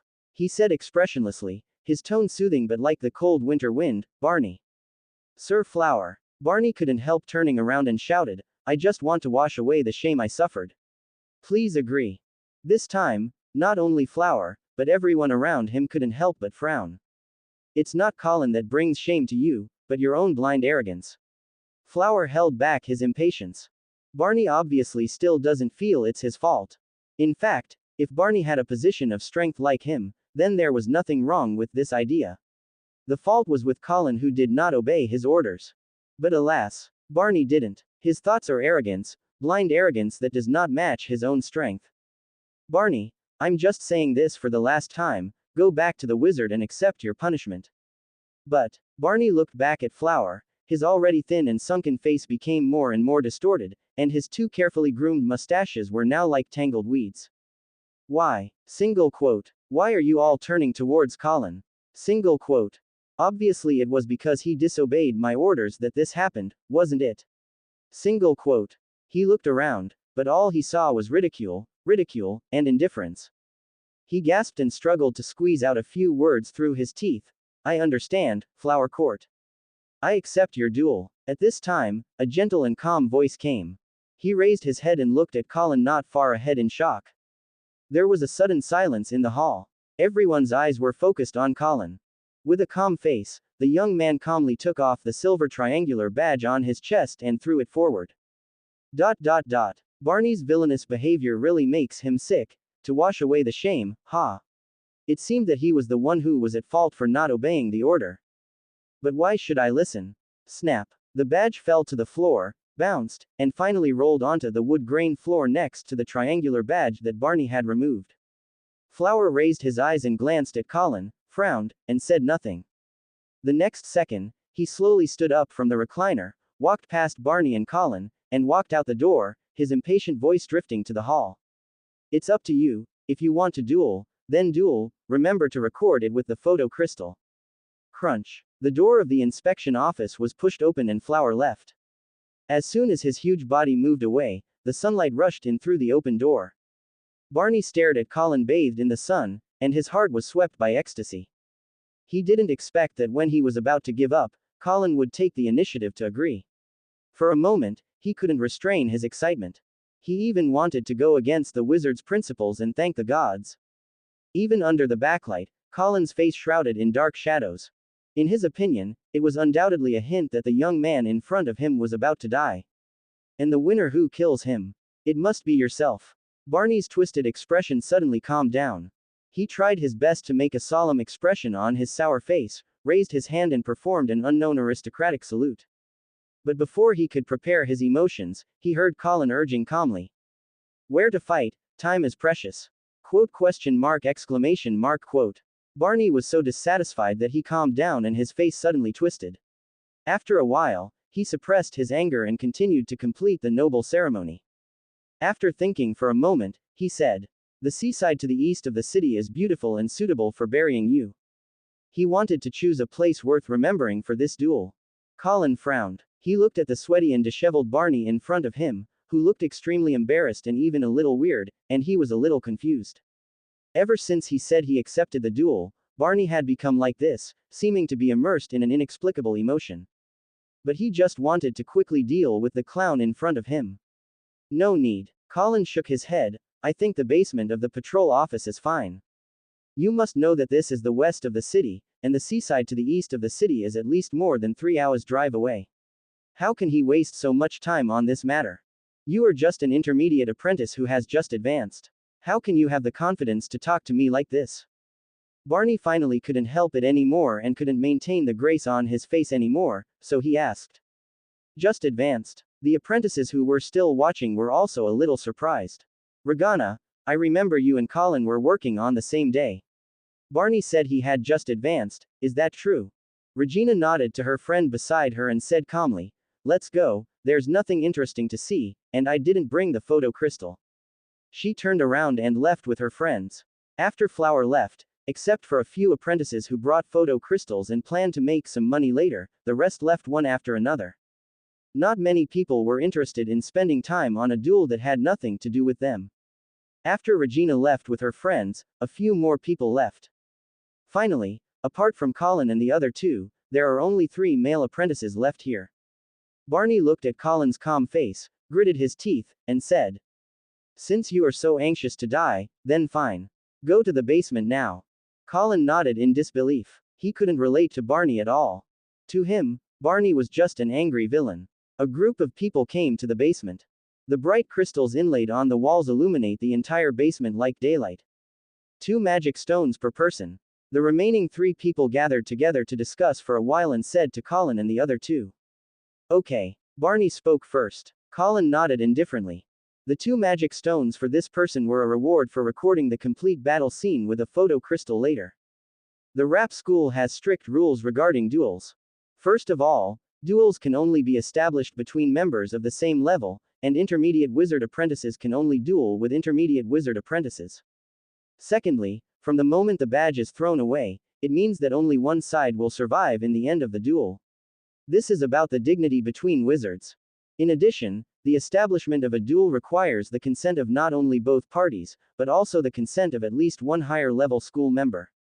Finally, during the battle, either there are higher-level wizards among the spectators, or at least 2 photo crystals need to be used to completely record the entire battle process. Flower's last words were obviously in agreement with their duel, but he also told them that they did not plan to watch the match. This is also the reason why the last 3 wizards stayed. Buzz. The photo crystals were activated by the 3 people watching the battle, and they recorded the battle from 3 different angles. Stepping on the cold stone slabs of the basement, Colin and the 2 stood at both ends. The air became inexplicably heavy. The 2 looked at each other, and Barney smiled ferociously at Colin. Be the first to take action. There was a flash of white light, and his figure suddenly disappeared. He stared at Colin, grinning and making plans in his mind. First, adaptive mimicry, then approaching with nimble steps, and finally hitting with shadow spikes. He seemed to have seen Colin lying in a pool of blood. Laugh, laugh, laugh. But at this moment, several slight noises suddenly came from the air. Immediately after 2 puffs, Barney spit out a mouthful of blood from his mouth, and his figure gradually emerged 10 meters in front of Colin. Looking at the holes exploding on his chest and right side of his lower abdomen, feeling the hard cone bullets ricocheting and piercing his body irregularly and causing severe pain, Barney looked in disbelief. But soon, his eyes became dim. He fell heavily to the ground. Chapter 58 ordered. Colin pocketed the remaining cone rounds. Then he took out 6 magic stones with some pain, and handed them to the 3 apprentices who were holding the photo crystal next to him and had astonished expressions on their faces. After improving the ammunition of the arrow art, the power is obviously improved than before. Once hit, you will either die or be injured. However, he did not expect to be able to deal with Barney so quickly. This is probably because Barney did not perform defensive witchcraft. As for the reason why defensive magic was not used, perhaps Barney was overconfident in his adaptive mimicry's hiding ability and nimble-footed dodge. Adaptive mimicry is indeed very powerful, and you can barely detect anything out of the ordinary based on vision alone. But since the golden four-leaf clover was strengthened, Colin's 5 senses have been greatly improved. Although adaptive mimicry makes Barney disappear visually, but the strong smell of women's perfume on his body obviously cannot be covered up by adaptive mimicry. Relying on his extraordinary sense of smell, although he could not determine Barney's precise location, he could still feel the general direction. So he directly used his arrow technique to fire several cone bombs in a covering the general direction, and then eliminated Barney without any effort. After all, the speed of the cone bullets fired by the arrow art has already surpassed that of many rifles in the previous life. Barney obviously couldn't react, even with his nimble steps. Perhaps, I could barely avoid it later by relying on my reaction speed improved by the second limit breaking sunlight breathing method, coupled with my light steps. After putting away the photo crystal handed over by the watching apprentice, Colin walked towards Barney's body, leaned down and took off the black money bag from his waist. Opening it, I roughly counted that there were about 30 magic stones inside. Colin couldn't help but feel joy on his face. Not only did he make up for the remuneration he had just paid, but he also got a windfall. It's a pity, except for the things left on the body now, the rest of Barney's inheritance will be confiscated by the school. This may be to avoid deliberate confrontation between members of the school in order to plunder each other's resources. Colin searched carefully again, but only found a few incomplete witchcraft manuscripts.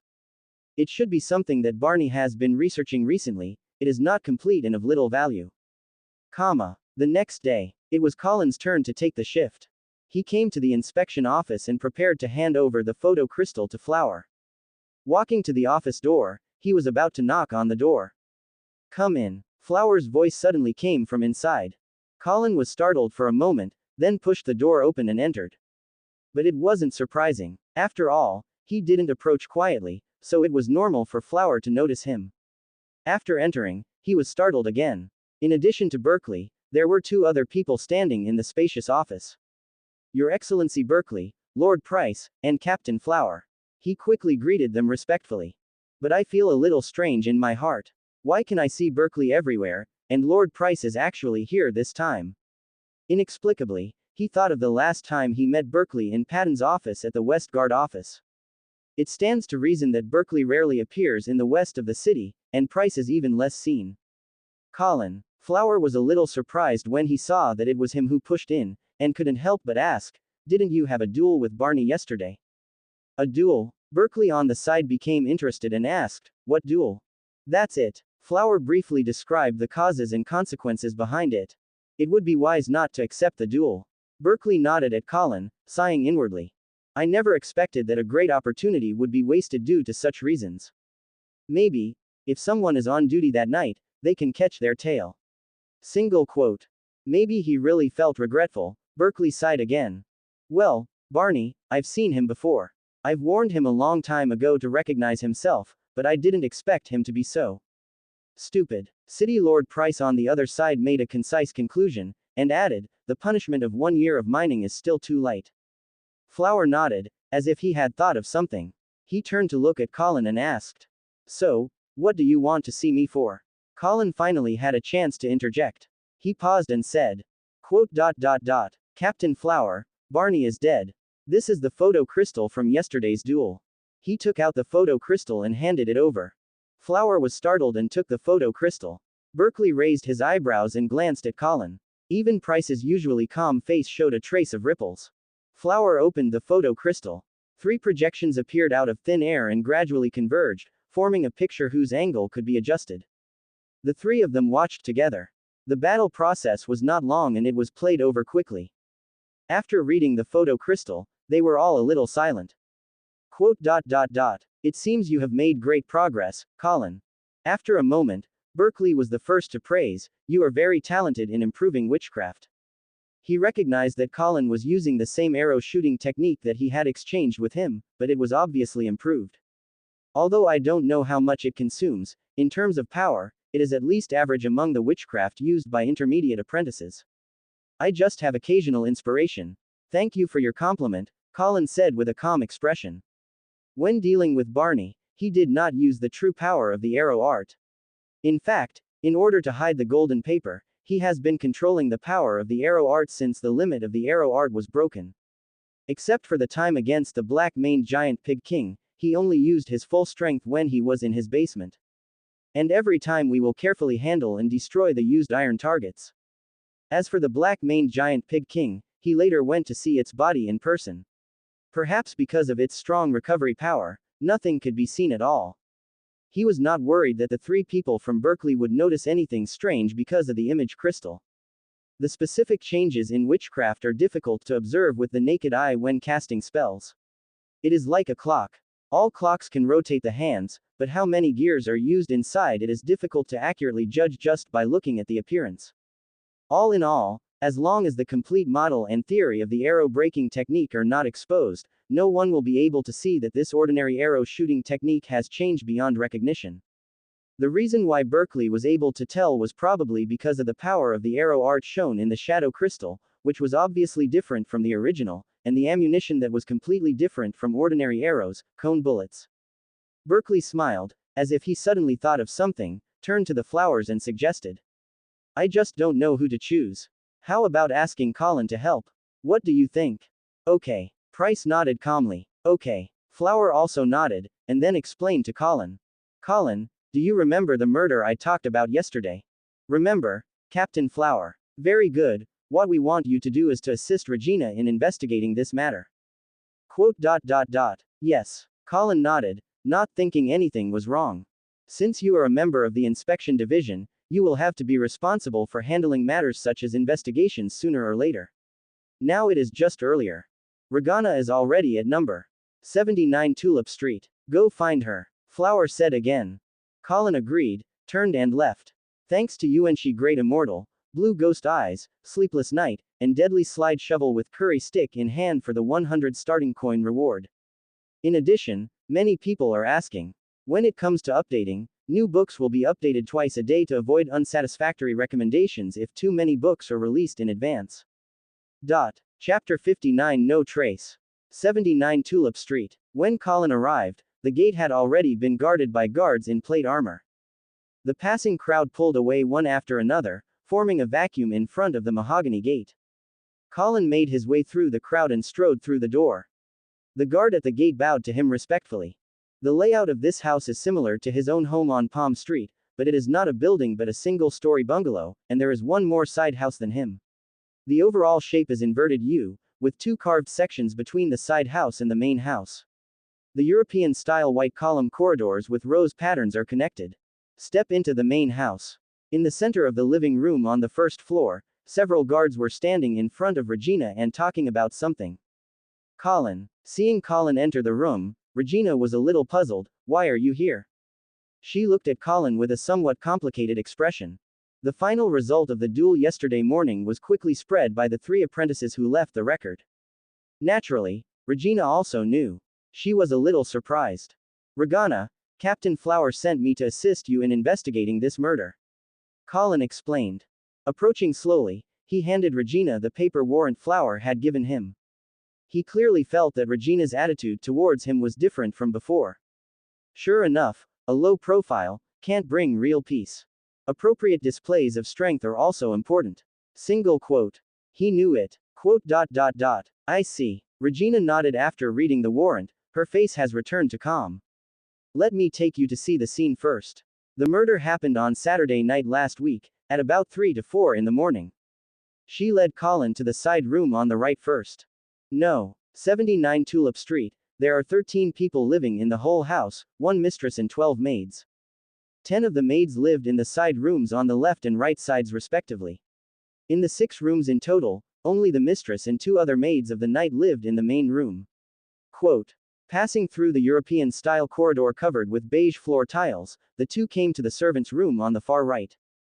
The brown-yellow wooden door of the servants' room was open, and a strong smell of blood overflowed from it. There are 2 maids living in this room. According to traces, the murderer started killing from here. Colin approached slightly and looked inside. Inside, the bodies of the 2 maids overlapped crookedly and fell on the wood-grained floor, with distorted faces and protruding eyes. There is a huge hole running through the front and back of the left breast. Congealed dark brown blood can be seen everywhere, on the walls, on the bedding, and even on the ceiling. It looked as if a powerful monster had suddenly entered the room. With unparalleled strength, it violently pierced through the maid's left chest, pulled out her heart, and threw them on the ground like straw. Pay attention to the floor of the room. At this time, Regina reminded. Colin cast his gaze. On the brown wood-grained floor, apart from the corpses of the 2 maids, there was a huge pool of blood, as well as some radioactive blood spots. It doesn't look weird, no. Colin frowned slightly. These blood spots were splashed all around, in every direction, front and rear. But, if the murderer pierced the maid's chest from the front, obviously there would not be much blood splashed out because of the arm or something blocking the front. But now, the splashing traces of blood on the front didn't seem to be blocked in any way. Looking carefully at the ground, apart from the maid's dark red blood, some brown dust, and a few strands of hair from the maid, there was no sign of anyone else in this room. No footprints, no smell, nothing. Even the door is intact. It's as if a ghost did everything. It seems that our murderer is invisible. Colin stroked the smooth surface of the brown wooden door and said after a pause. Yes. Regina nodded and led Colin to the next room. At first I thought it was a ghost, but the evil detection showed that there was no ghost aura, or rather, there was no evil aura. There are no monsters, no ghosts, no evil things, no pollution, no traces of witchcraft, nothing, just like an ordinary person doing all of this. Quote. She took Colin through a quick tour of the maid's room. Most of them are not much different from the first one, with wounds running through their chests and their hearts missing. But judging from the traces at the scene, it's more like a cult. Regina stopped in the living room and said. Colin nodded in agreement. Like this regular heart out, most likely have another purpose. The 2 walked to the master bedroom. As soon as he entered the master bedroom, Colin frowned. On the big pink curtained bed, a naked female corpse had her legs split apart, showing traces of being violated. There is a leather chain with a moon pattern on the ankle, and it is connected to the wrist from the side. The chains were so short that her limbs were twisted. On the left chest, like the corpses of other maids, there is a big hole, and the heart is missing. The blood stained the bedding beneath him a dazzling dark red. There are traces of being violated, but nothing was left. Regina said lightly, frowning slightly. I don't know if the murderer was motivated by sex, or some kind of ritual demand. Good morning, the 2 gentlemen of the lap school. At this moment, a hoarse voice suddenly came from the door. A wizard with a goatee came in following the guards. He had dark skin and few wrinkles, but some gray hair still revealed his age. Good morning, Regina replied indifferently, turning her head and lowering her voice to explain to Colin. Pigo is the owner of this house, an intermediate wizard apprentice, and the woman who died on the bed, Lisa, is his mistress. Colin nodded incredulously. Your Excellencies, what do you need me to do? Pigo asked. He frowned slightly, glanced at the dead Lisa on the bed, and sighed. He had already learned about it from the guards on the way here. At first he was very angry, but after seeing the weird situation at the scene, his anger gradually subsided. He was already old, and he just wanted to enjoy his last days peacefully, and he didn't want to get involved in this kind of incident. Even though Lisa was his favorite mistress. I need to know something about her, Regina said, pointing to Lisa on the bed. Pigo nodded and spoke slowly. According to him, he met Lisa 2 years ago and has been raised by him since then. He usually lives in the residential area outside the lap school on the mountain, and occasionally comes down the mountain to find her. The last time he came to Lisa was half a month ago. After listening to the narration, Regina pondered for a moment and asked.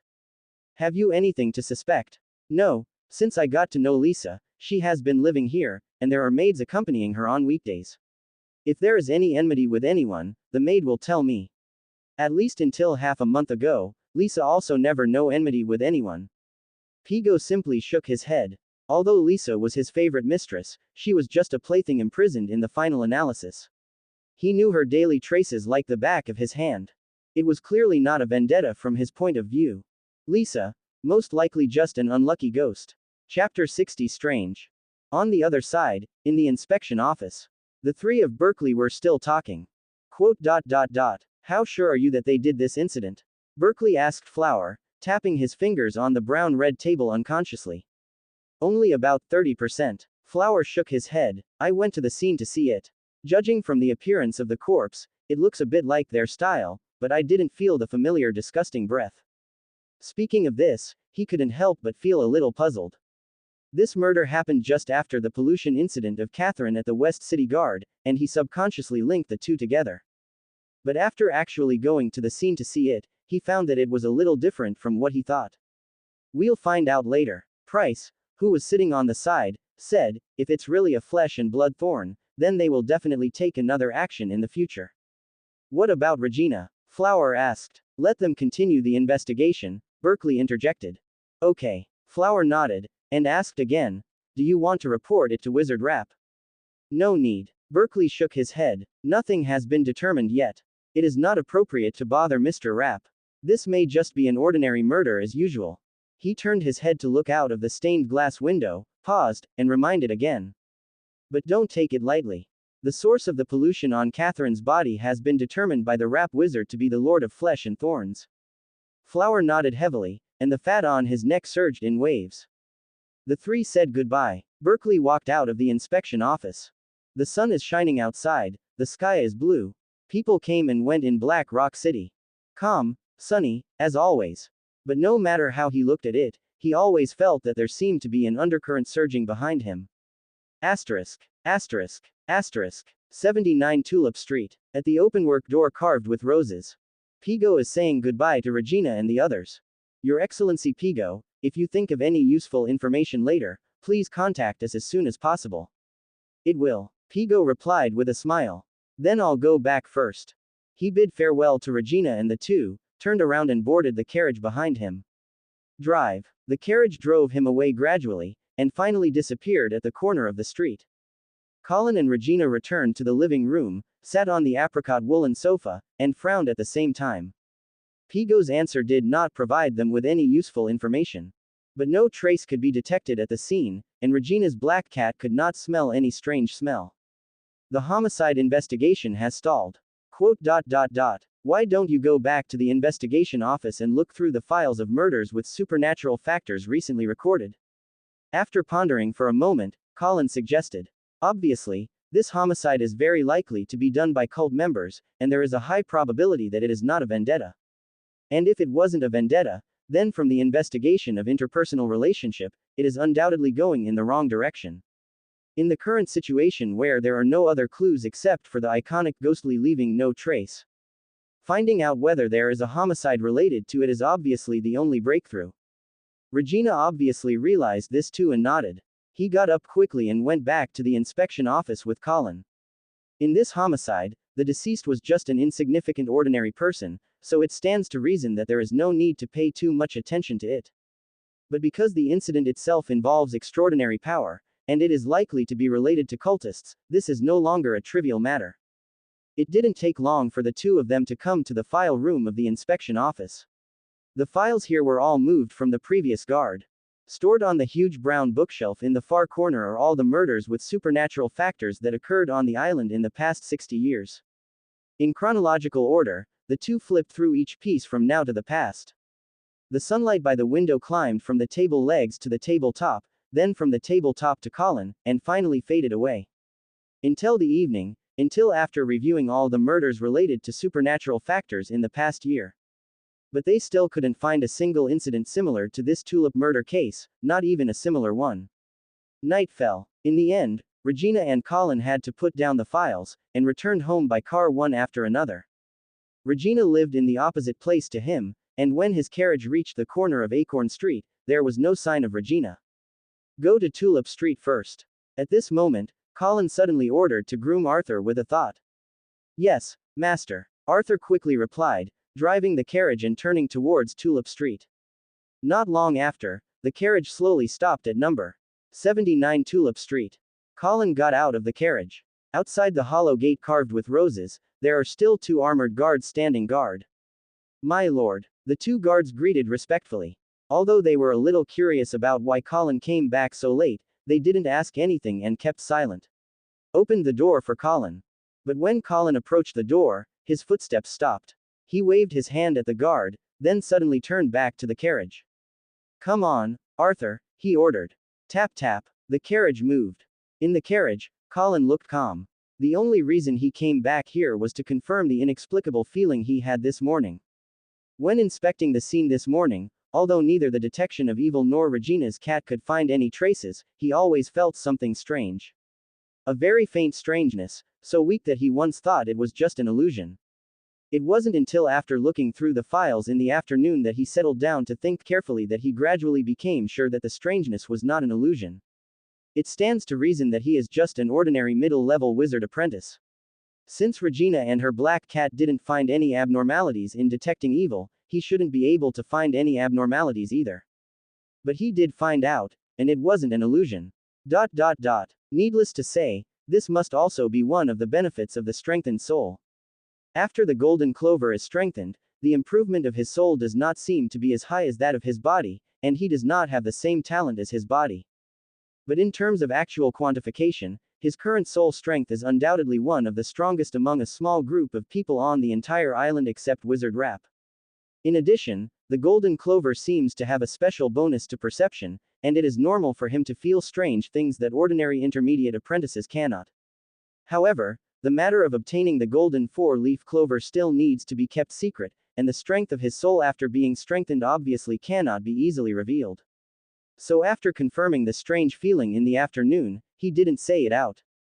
Instead, I chose to come back at night to take a closer look. But when he walked to the door, he was suddenly shocked. There is absolutely no need for me to come here alone now. At this moment, night had fallen, only the two guards outside the huge house at number 79 Tulip Street were living people, and the rest were mutilated and terrifying corpses. A gentleman does not stand under a dangerous wall. If you want to double check, it is undoubtedly a better choice to wait until tomorrow daytime, or to come with Regina next time, and then confirm. Thank you for watching. Continue exploring the fascinating world of Chinese novels with us. Hit that subscribe button on Chinese Novel Audiobook to stay updated with our latest stories, and never miss out on a great listen.